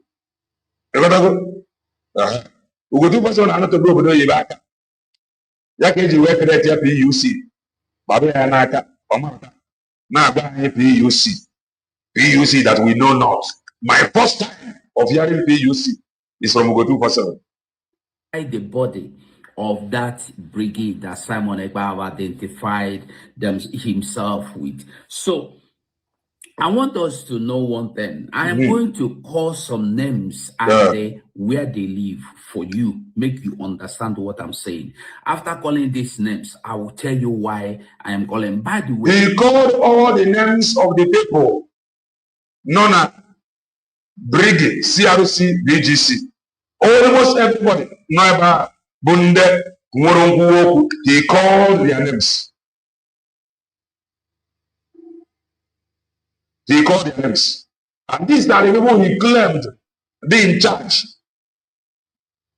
And these are the people he claimed every man have spoken with. Now they're group.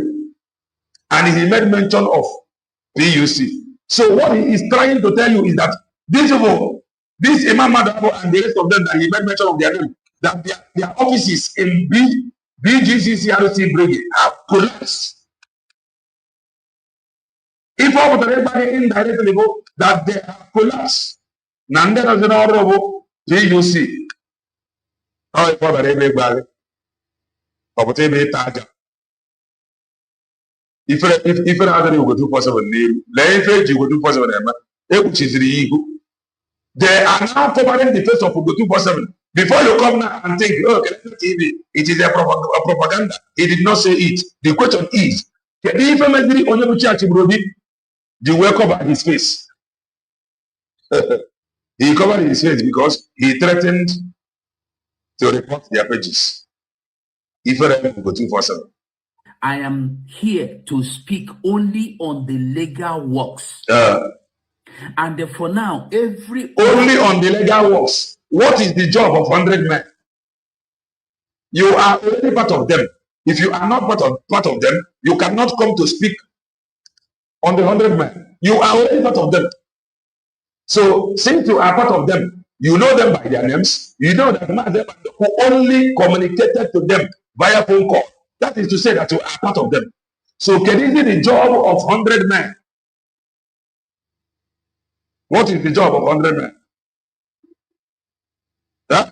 You only here to speak on the legal team under CRC BGC Brigade, under PUC.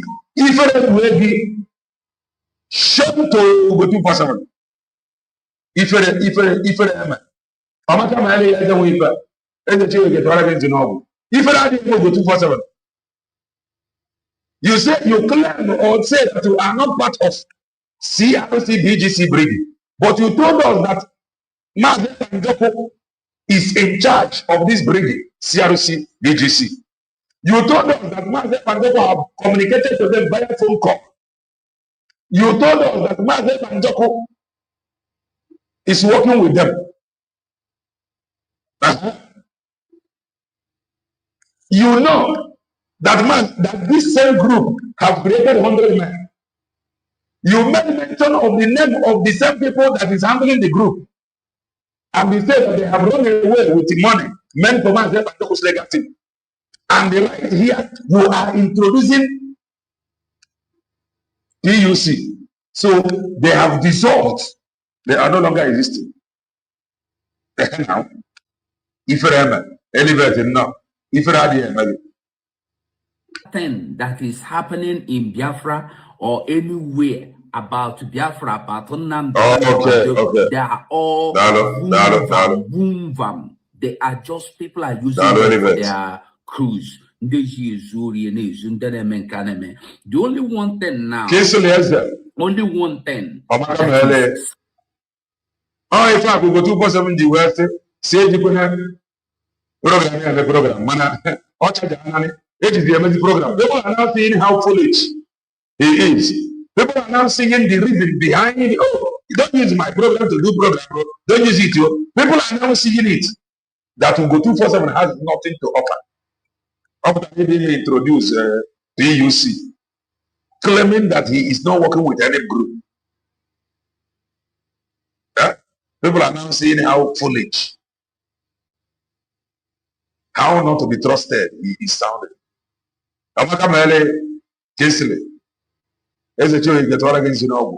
These are the people who just know somehow removed them with their confusion and distraction.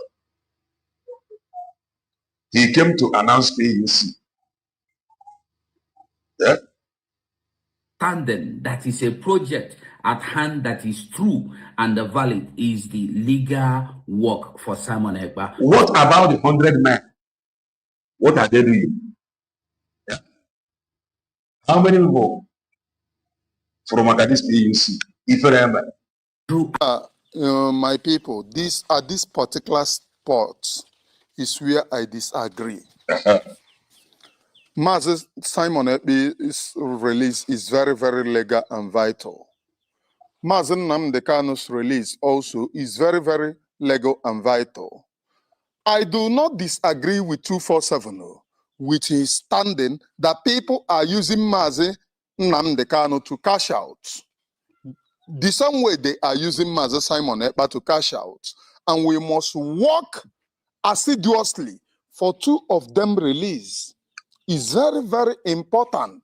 Yeah, the things that these two people have contributed in our lives cannot be swept under the carpet. So anybody UGO247, if one after here about Jack, there is no truth. Maybe for him. He cannot be trusted. Look at how he is introducing something new to you. I don't blame him. Many of them for this very struggle as an average that people don't ask questions. So those that will ask questions to open your eyes, they must be threatened. They know that some of our people don't ask questions. He present the Allah become hard with ego. A quarter people myself and with ego. A quarter of anything that struggle with ego. That is why UGO247 PUC. How many people have heard of PUC before now? I want to see from the comment section. Before I put up Calendar TV, it is not true. You don't know about PUC before. I want to see from my comment section. Because is this your first time of hearing PUC? I want to see yes or no. Is this the first time of you hearing PUC?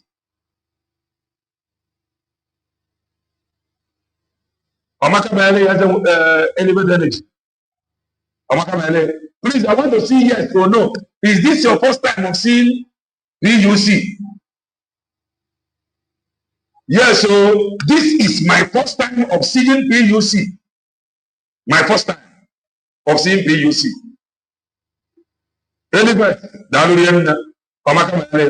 This is my first time of hearing PUC. And imagine how UGO247 is introducing PUC as if PUC have been around. just because they know PUC after anything for the fact Mazen now become Mazen and Joko and the other struggle is involved. They get what they go. If I find out. That is why many of them they will restrict those that will ask questions on your behalf. They will restrict them. If you talk anything, I will report your account. Your account, they go take it down. Can they ever PUCs? Can they ever PUC? Who exists PUC? Who exists PUC? They know that anything they tell you in the name of Biafra, you will bring money. They know any rubbish. Also, bring money, it is for Biafra. They know you will bring money. That is why UGO247 can just wake up from sleep. Oh, I am speaking for PUC. PUC is only in charge of Mazep and Joko's negative. And he wants you to contribute money and give to PUC. The worst part of it, at the end of this is rubbish. He told you, that account, that website that we are using to contribute money, go there and put your money. You see how foolish it sounds. He knows that people will ask questions. And those that God will use to open the eyes of Nwayi, he will threaten to take down their accounts if they dare ask questions. That is why you are much here with 247 here.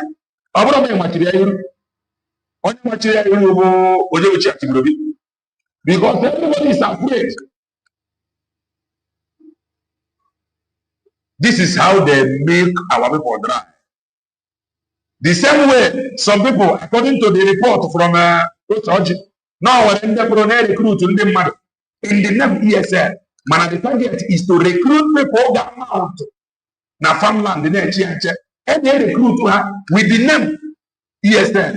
Man, their job is to protect farmland. Tomorrow, how can they protect farmland? I'm going to ESL.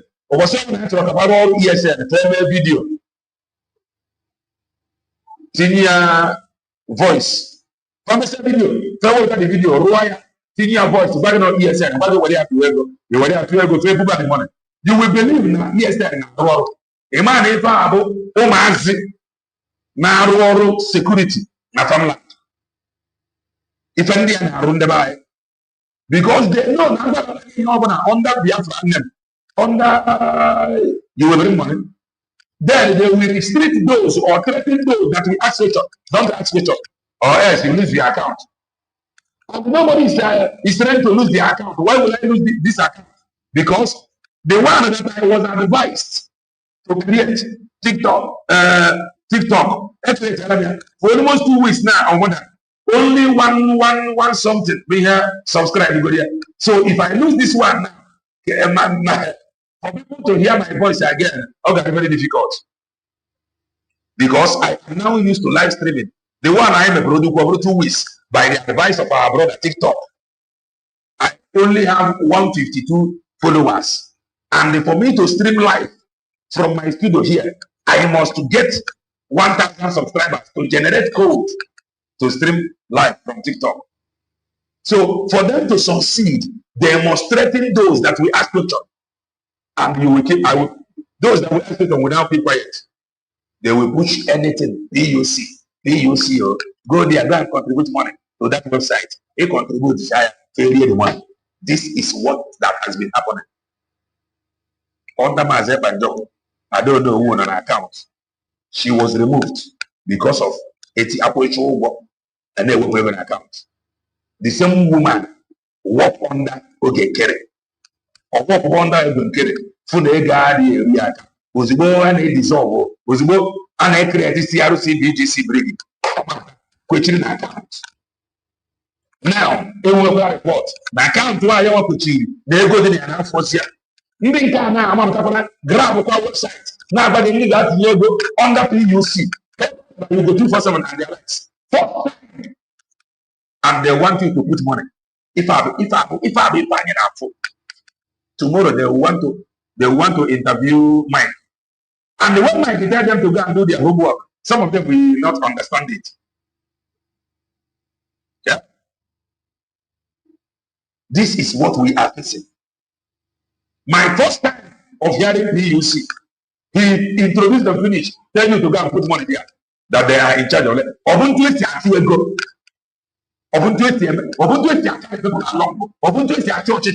Shame to go 247.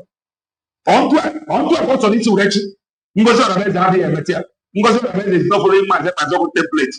Is PUC part of the template of Mazep and Joko? Who approved it? Ketu Nabo Port Black. Now Dr. Ngozi Orameze is not following Mazep and Joko's template. Was this PUC part of the template? Or creating nonsense? Criminals everywhere. Deceiving our people in the name of freedom. They deceive because of homeland about the social media, making their money, answering the big names, freedom fighters, answering the big name. Our people praying for them, thank God for you. God will bless you. If not you, like Methuselah today. Some of our people, they are praying for Metu.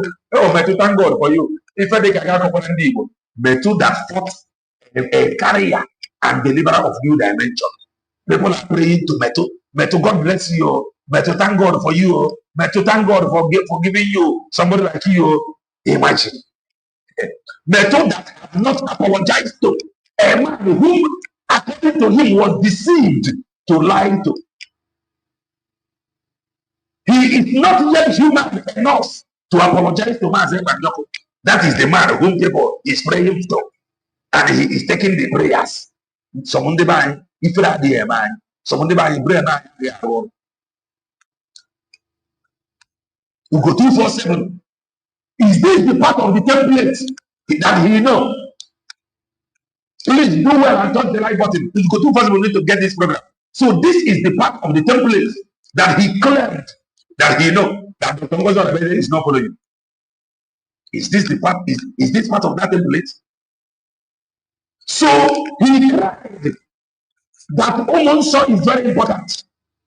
So now the freedom of Mazep and Joko is now more important to him than Omonso.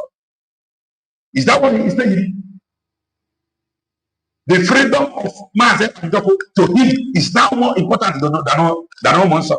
They know that if he tell you anything about Omonso, that he will not bring money.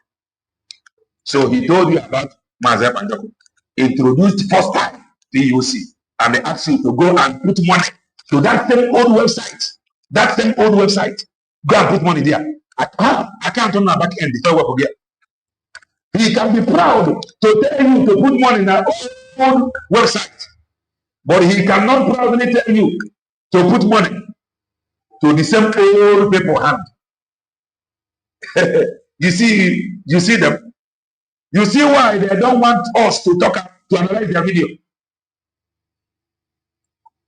Continue to listen.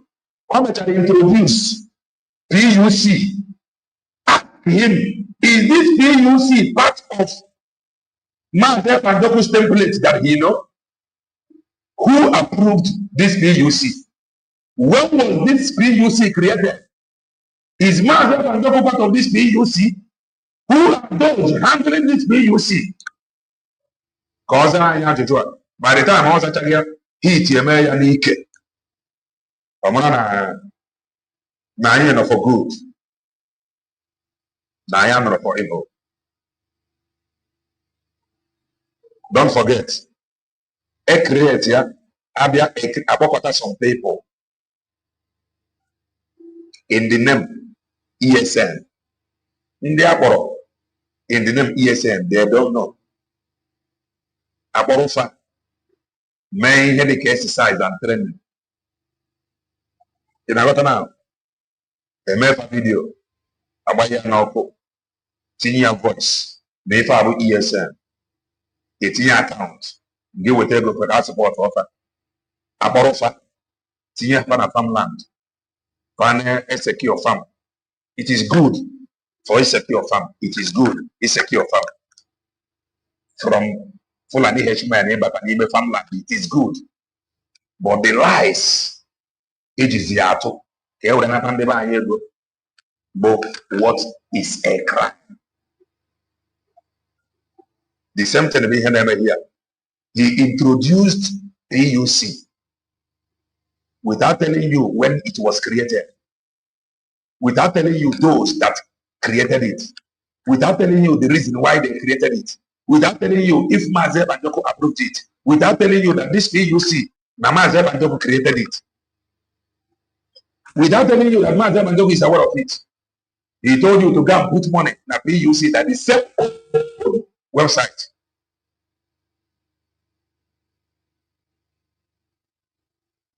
Please follow this link and subscribe to our TikTok account. If you haven't done that, follow this link. We must continue. Sorry. Doing genuine work for the release of Mazi Nnamdi Kanu is welcome. Anybody doing genuine work for Mazi Simon Ekpa is equally welcome. And again, this stand that I'm taking, we must be able to unite ourselves. Unity. In order to pursue this very struggle. If I have the problem, and we must never. This is the problem I have with you people. Whenever I hear unity from you, it is good. It is good, unity, it is good. But one question, under whose leadership can we unite? To me, any unity or anything outside the US being declared,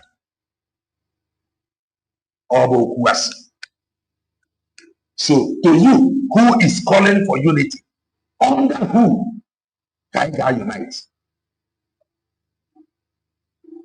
I have no problem with any of you.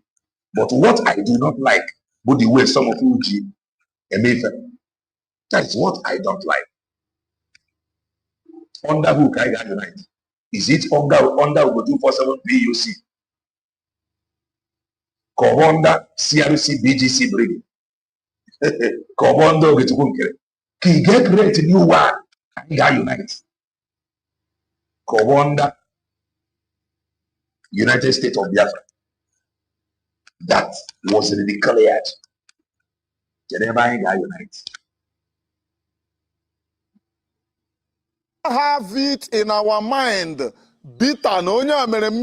Like. So I will never like this very person. No. Let us know that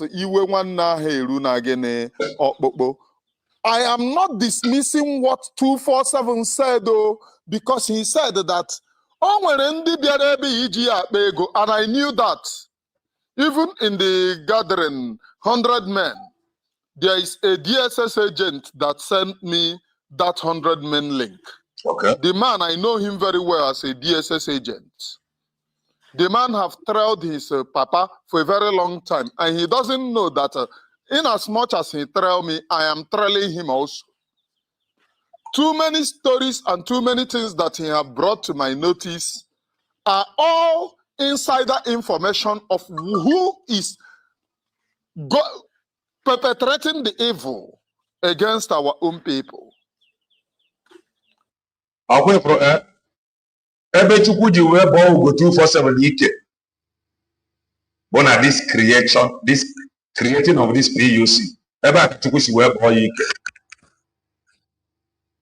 So UGO247 know what template is all about. You don't give UGO247 any breathing space. Any space. You must not allow him to breathe in a social media.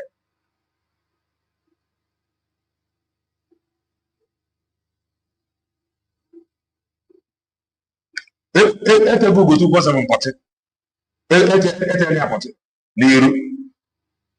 people must not allow him to breathe in this social media. What is PUC? Was this PUC part of the template of Mazi Banjoko that he, UGO247, accused Dr. Ngozi Orameze of not following Mazi Banjoko's template? You people must not allow UGO247 to breathe that is very social media. Any governor that acquire any rubbish about PUC, bombard him with question. Bombard him with question. Is this PUC part of the template of Mazen Banjoko? That he, no. That he accused Dr. Ngozi Orameze of not following. What happened to Mazen Banjoko's template? Is it that he is not capable of following it? Why was he threatening people from using his program, his exposition to Dr. Ngozi Orameze to do program? But now he wants people to use his PUC organization to expose Dr. Ngozi, to expose Kenyan CRCBGC. Don't let him breathe. Now social media.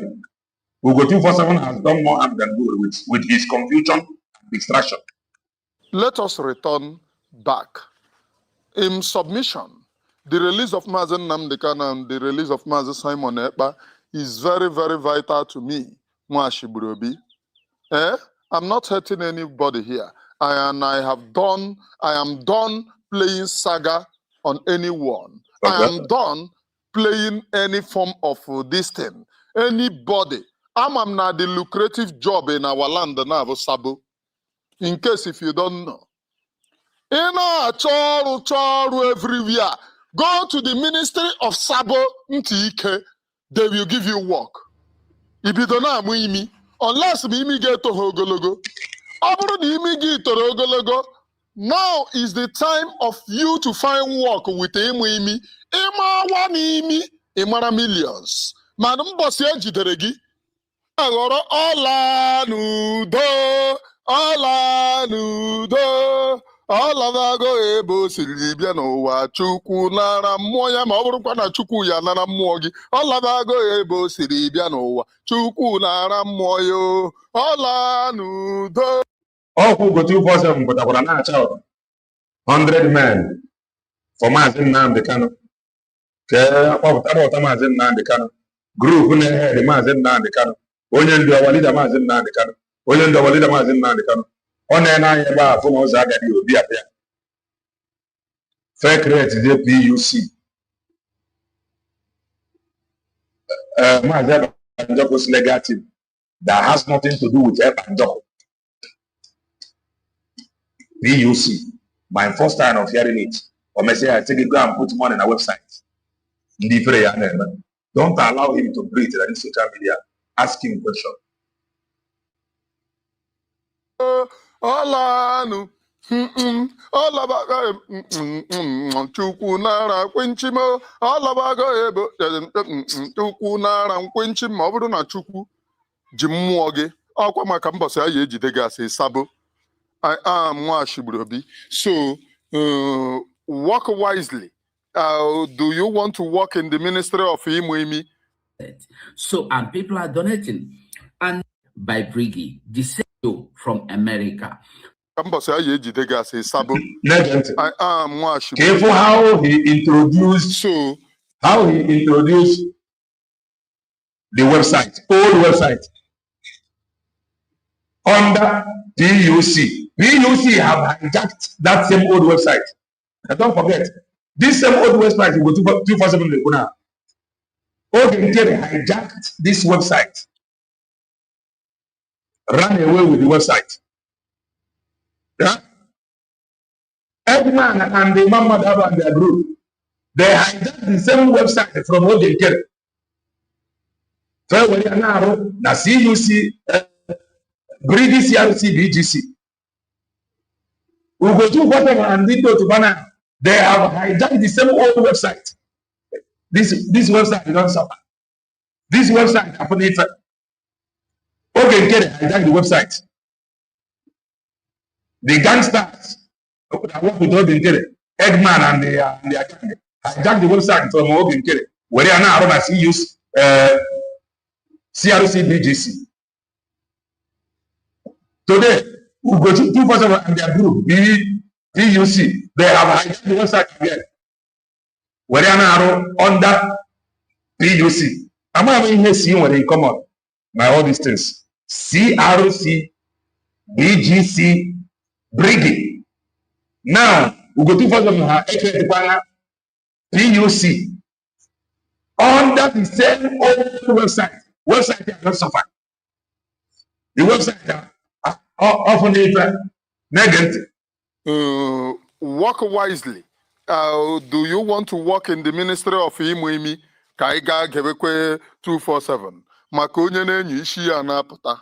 Attorney Joe from America. So now the people are donating, of which PUC are collecting funds. People are donating. PUC that he did not tell you the people behind the PUC. PUC that he did not tell you when it was created. PUC that he did not tell you the reason why it was created. PUC that he did not tell you if it is the part of the template of Mazi Banjoko. PUC that he did not tell you that Mazi Banjoko approved or he did not approve the creation.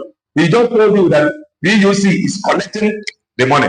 People is donating. So to them, just go there, tell them anything. At the end of it, tell them that it is same old website. Tell them that it is Biafra or Simon Eba or Mazi Nnamdi. If you just tell them like that, they will bring money. Just go there, tell them anything. Tell them any group. At the end, they just call Mazi Nnamdi, call Mazi Banjoko, call the Biafra. They will bring money. That is what they have reduced Biafra struggle to. That is what a man that accused Dr. Ngozi Orebeze and the US declared of not following the template of Mazi Banjoko. That is what they are doing now. Is this the template that he accused Dr. Ngozi Orebeze of not following? This is the problem we have, that this very struggle, jobless people that is only after money, go out, tell our people anything in the name of Biafra, they will bring money. UGO247, kwesịrị where may introduce the EUC to you.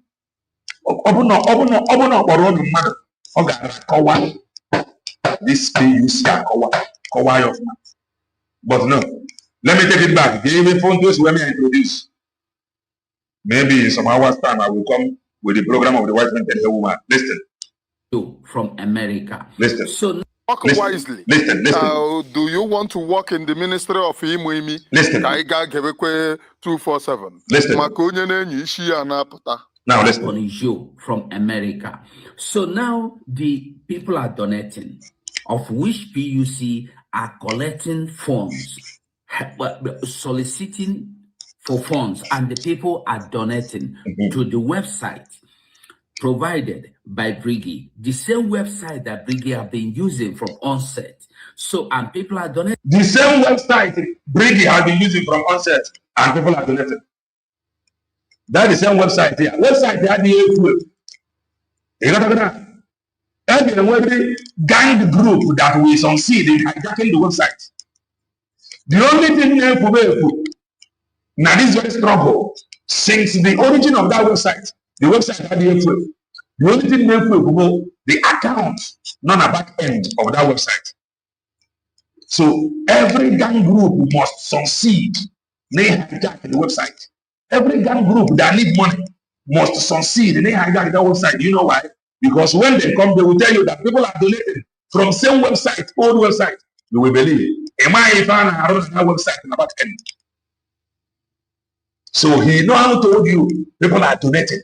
PUC is collecting, soliciting for funds. What happened to 100 men?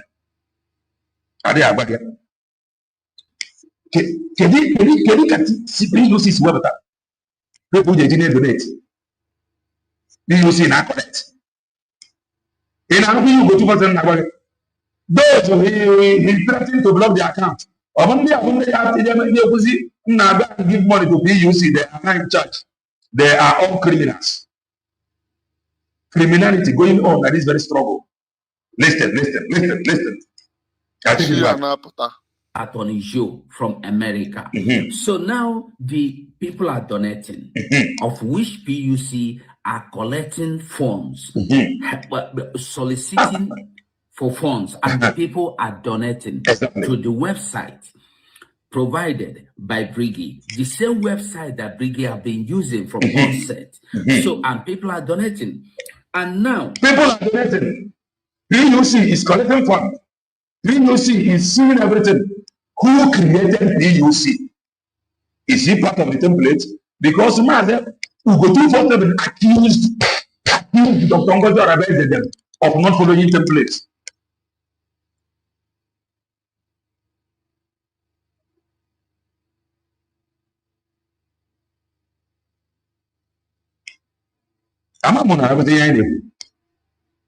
Even in the criminality in the Biafra struggle, the huge. Hear this. If there is criminality among these self-acclaimed freedom fighters online, if there is criminality online, how about on ground? If there is criminality among self-acclaimed freedom fighters online, do you think Nama will look such thing on ground? Not possible. UGO247 completely. PUC is collecting money. What is PUC? The same old website. Go pay money. They know you will pay. Let me take it back again. I'm not making a camera before I draw the curtain. Fine. Listen. From America. So now the people are donating, of which PUC are collecting funds, soliciting for funds, and the people are donating to the website provided by Briggy, the same website that Briggy have been using from onset. Serious. Some of them, when they got a fear, they got serious for freedom. It is serious for freedom. The language you speak, you have freedom. The sleep you sleep, you have million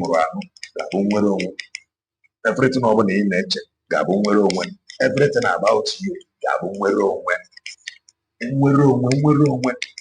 doing the right thing. Some of the buying is not ready. People are donating to PUC. People are donating money. Whenever donate to USB declared, they will not. Your IG, they will not. People are donating to PUC. Same old website, listening to it again. If you give them money after they it does not matter who send them. UGO247 have deliberately undermined the truth and all that for the consequences. So if you give them money, listen, PUC, also not part of the template. Anything that is not part of the template that UGO247 is that UGO247 no, and the champion and accused someone of not following. Anything that is outside this template, Baba, wrong.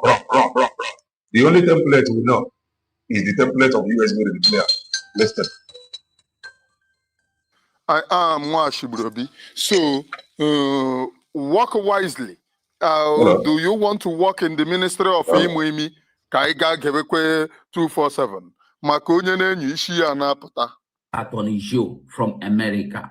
So now the people are donating, of which PUC are collecting funds, soliciting for funds, and the people are donating to the website provided by Briggy, the same website that Briggy have been using from onset. So, and people are donating. And now, I'm going to call some names for you because I am the Kuhua. Ndia wepo aka enwe n'ofe before waka mmadụ. Wepo na aka enwe n'ofe. Look at their names. Number one person, Ruby Nadi. Don't give money to any useless, useless anything. Any useless anything, don't give them money. Don't give them. Share the program. You are not doing Kelena TV at all. You are only doing those that will give them money so that they will see the program and not give them money. In other words, don't give them money. It does not matter who send them. Enough of this criminality. Enough of it.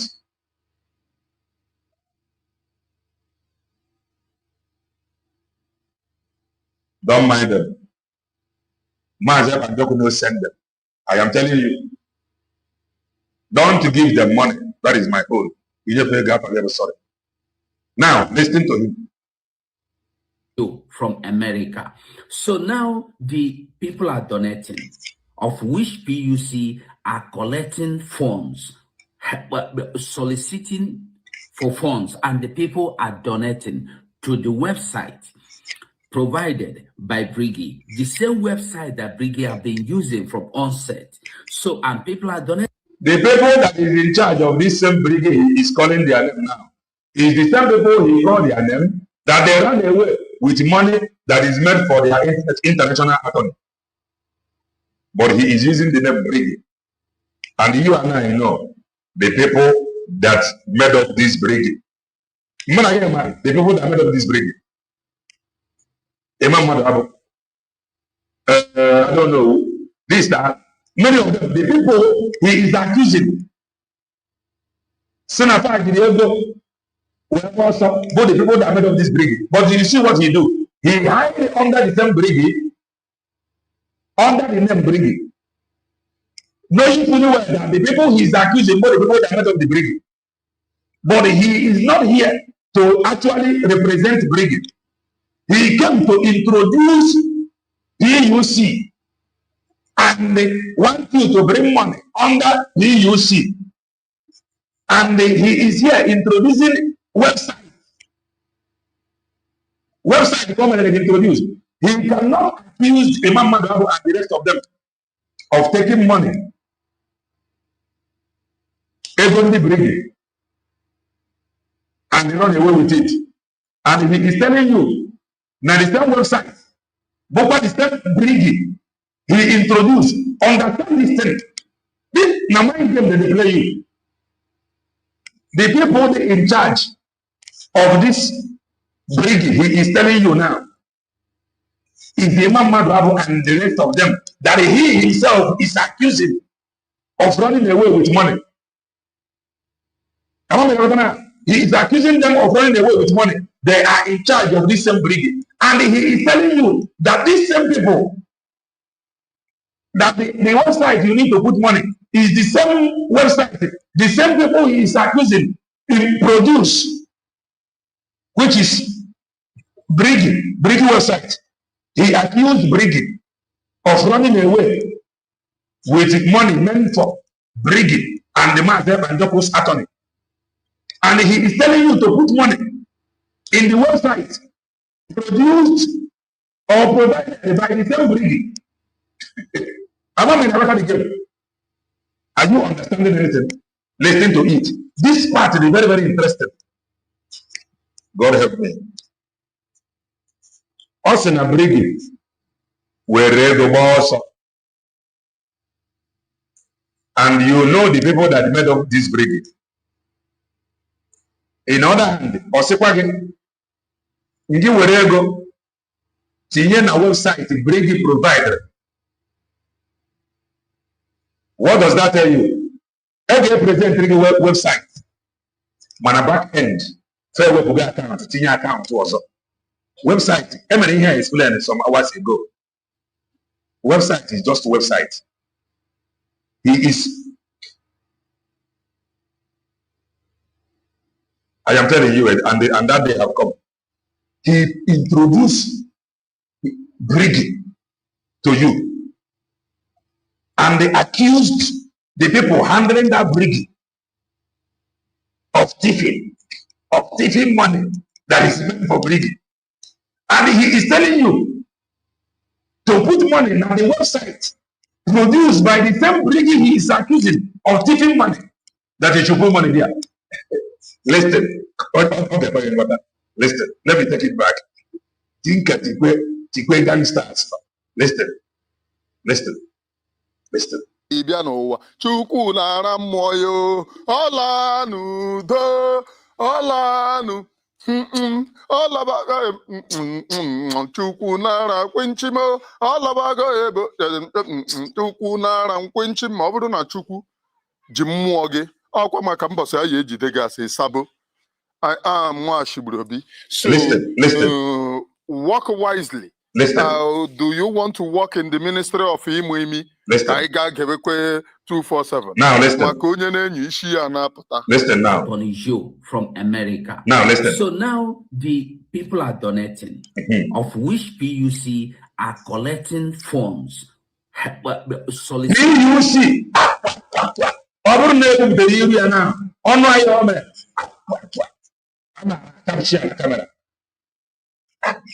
People are donating, and PUC is collecting. PUC is collected. PUC is now in charge of that website. Here's the account for their own. Here's their own account. People are donating. PUC is now collected. Now, let me take it back. People are donating, and PUC are collected. Just listen. Listen. From America. Now listen. So now the people are donating, of which PUC are collecting funds, soliciting for funds, and the people are donating to the website provided by Briggy. The same website. The people are donating to the same website provided by Briggy. The same Briggy he is accusing of embezzling money. So if one about now PUC is in charge. PUC in practical terms have hijacked that website. Clear their own account. They are collecting money. If one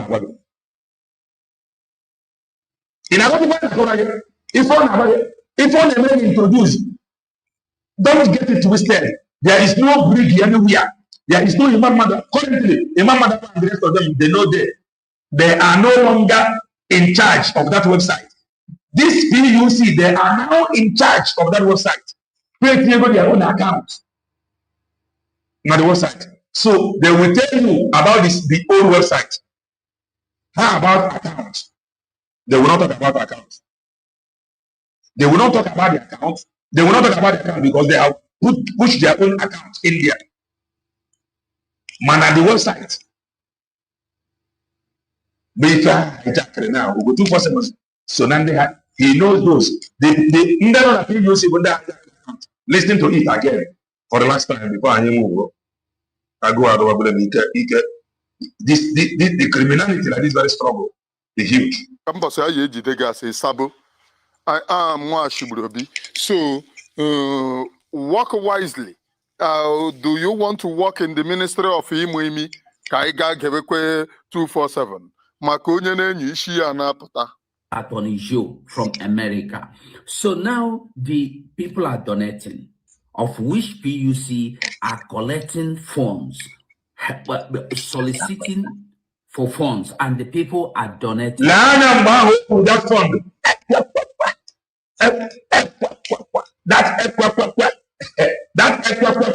The time when it's here now, maybe before it happens on social media, your voice, I will blame you this.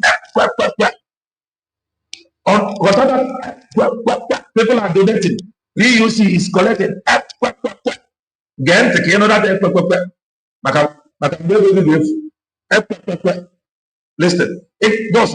Again, take another. Kaiga Gewekwe 247. Makonye nenyi ishi anapata. Attorney Joe from America.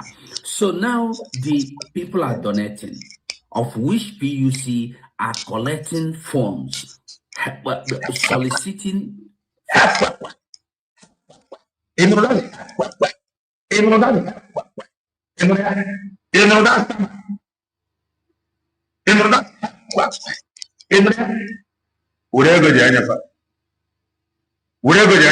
This help this. We never go. Get together that help.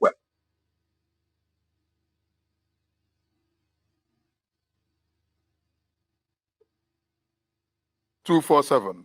Makonye nenyi ishi anapata. Attorney Joe from America. So now the people are donating, of which PUC are collecting funds, soliciting for funds, and the people are donating to the website provided by Briggy, the same website that Briggy have been using from onset. So, and people are donating. And now, I'm going to call some names for you because I am the Kuhua. India weapon I came when no fair before welcome mado. Weapon I came when no fair. Look at their names. Gentio, India on a weapon I came when no fair before welcome mado. Found a weapon diano. Aka fair weapon dia no fair. Fair weapon dia no fair.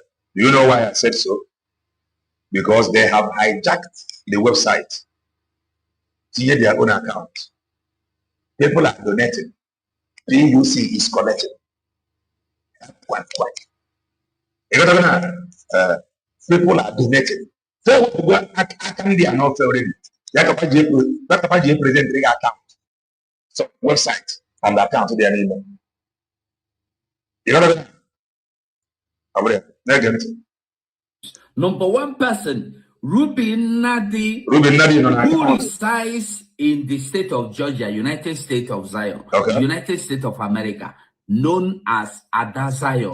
Ruben Nadi Adazion. Oh, yeah, I don't know who which is in account. And in that one, body Briggy on our budget, may introduce website. Even on the website, have all the cocoa, they have hijacked the website. Because they know now without website, now very difficult. They won't believe. So that website, they have web accounts from back end, the account also. You know, touch the right button, please. Follow our TikTok account. Who resides in Georgia, United States of America. Number second person is Emmanuel Madabom, who resides in the in Switzerland. Number third person is Samuel Agobosim, who resides in state of Ohio. Ohio. Also, Bagi Brini Mohio, or Wasabam Ibina, Ohio. Ohio. Ohio. Emanandocha Chep or your boy, Ohio. Echo. If I tabulate the message, people are donating to PUC. PUC is connected. So if you are ready to donate to PUC, Ego had the account. This illegal criminal structure. Yes, it is an illegal structure. It is not among the templates of Mazeb and Dogo. Monobro is among UGO247 who know the template, who have accused the USB declared of not following the templates. Let him come and tell us the structure of PUC. Okay, Mazeb and Dogo there, or the office of the PUC. Okay, Mazeb and Dogo there.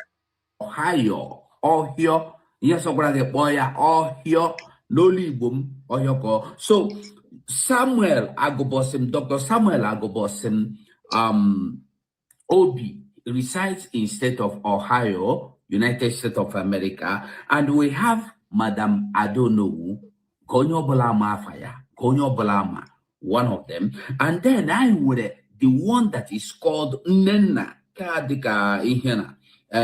Who reside in Alberta province of Canada. So now, why am I calling these people? Now, there's something about beetroot that no one told you about. Briggy now have only one project, which is being handled by Dr. Bryson Okom. I was thinking that Briggy have only one project. So I want to go back to Briggy with Omonsa. But this man lied to you that he saw Omonsa and the man and Doku together. La Zoom meeting. Now, what they have is only one project. And this project, I am going like 100 men.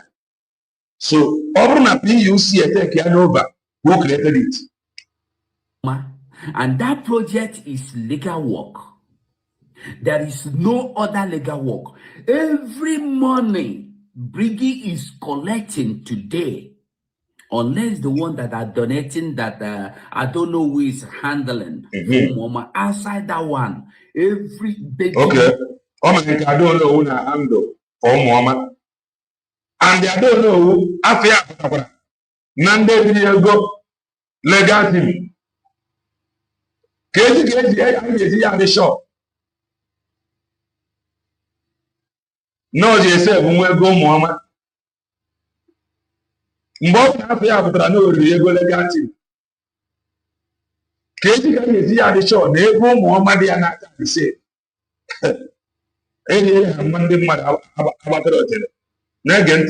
Major project, the number one major project, this brigade that Simon Ekpa have allied himself with today is legal work. Okay. Anụrụ PVC ama m na ihe eji esi ile ụlọ. I'm not all they call PVC, call PUC, amaham, but we have been divided enough. Look at what Fulani is doing us. So that time that they said, had it been that they know they will use money, paper, to fight the Biafra people. It is true. Look at every day we keep on creating everywhere. IPOB.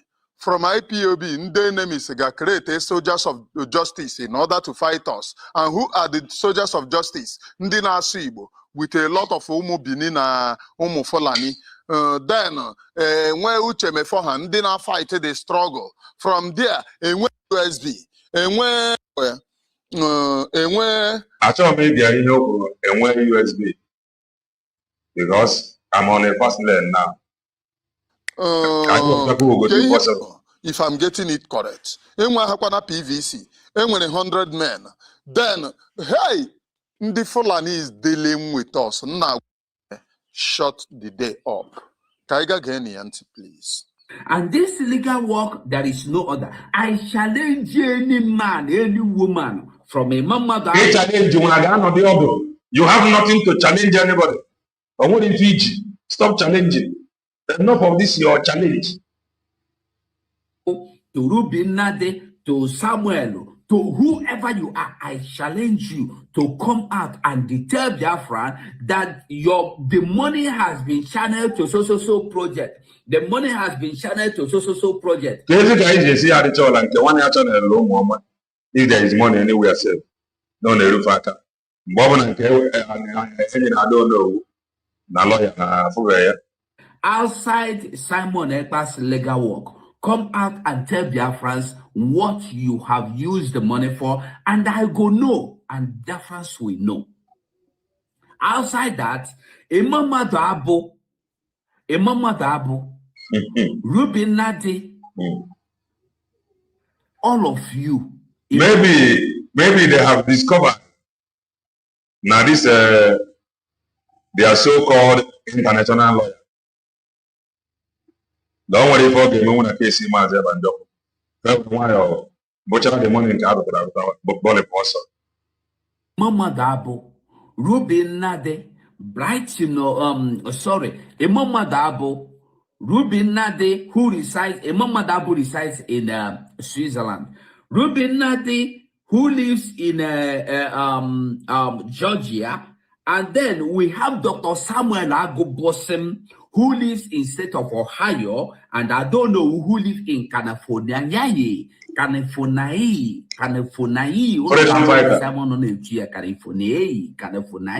That's California in America. And we have the last person, Nena. I don't know your mission in this Biafra, which will soon be made known. Your mission will soon be eager. Go, Madam Nena. We are there. I have a mission UGO247.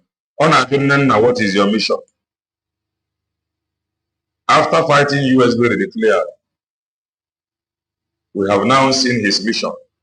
That his mission is to create VUC, which is not in any way in math and double templates. Which area? We are watching. So, Nana that resides in the Alberta province of Canada. So all these people, if anything happens to Simon Ekpa, if anything disrupt this legal process for Simon Ekpa, if any that man has nothing to do. Namate Bajoko's case. That man ego US Diego. That is my own opinion. Not just my own opinion. The man cannot do anything in Finland. Finland where a sovereign nation. Or any pressure. Or any pressure from anywhere. Jame Finland. So I may achieve Namate Bajoko's case. So I'm going to he cannot stand in a finished court defend the Amaze Bandoko. And I don't think they need no now. That is the truth.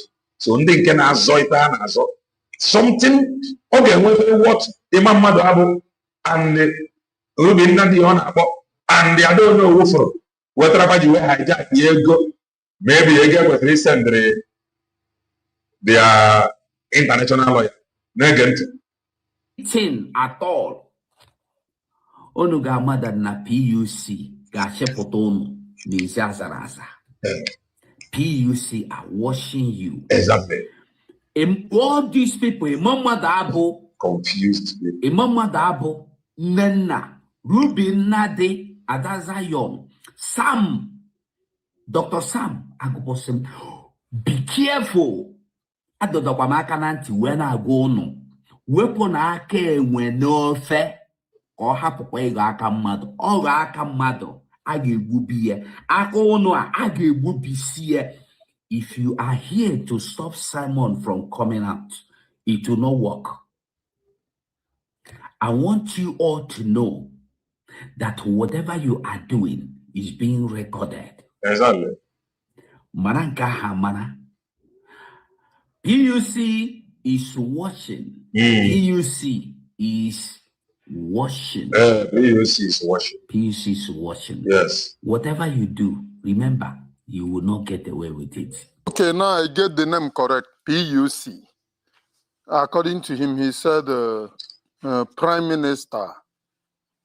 Amanum Keyumin and the sea. You guys so what am I going to say in this very aspect? All right. That is that.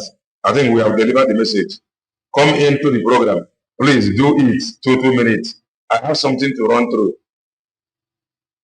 It is PUC, not BUC. PUC. Follow us via this link and subscribe to our TikTok account. And they come into the studio. Make your comment brief. 2 minutes. 2 minutes. Please stick to the rule. Very important. And we move. It's okay, but in studio, but now.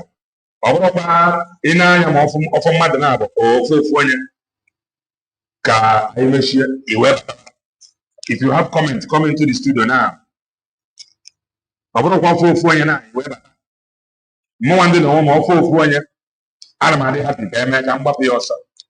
Nke nwanne na nwoke nọkwa ebe ị nọ na-eme ọkụ ofu onye iwee bata ka ọ wee ruo ebe ọsịsọ. It is better na ị batara na ahụ ị na-anya fụ na mmadụ na studio mgbe o buru ibu onye ọbụla na-eme ya nke so come into the studio if you have comments. Ọ bụrụ na ị nwere comments, anyị draw the curtain and we move. PUC bụ the new listing. So let it be his take home. PUC, Duania, Maza Bandokobia may approve. PUC. Kerim Wekretria, Kerim the Kretria. PUC was on a part of the template that he knew that Dr. Ngozi Oraveze was not following. Maybe he was angry because PUC, Dr. Ngozi Oraveze was not working with PUC. Maybe that was why he angry and left. So I advise you know I do amount of you online.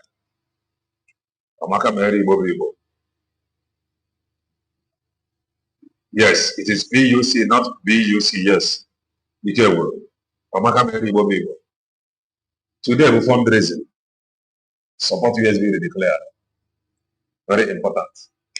Support USB declared. always stand for truth. And you're gonna gangster this new group, this year, here's the truth, get what I mean to know. Because sometimes never gonna know. All of us of truth, all supporters of truth. Use when they don't know now, mindfully. May Roma Nabu job. Chukudo biko kaneba enjoy. Kaneba enjoy. Gandini never did you and Kapabu with that.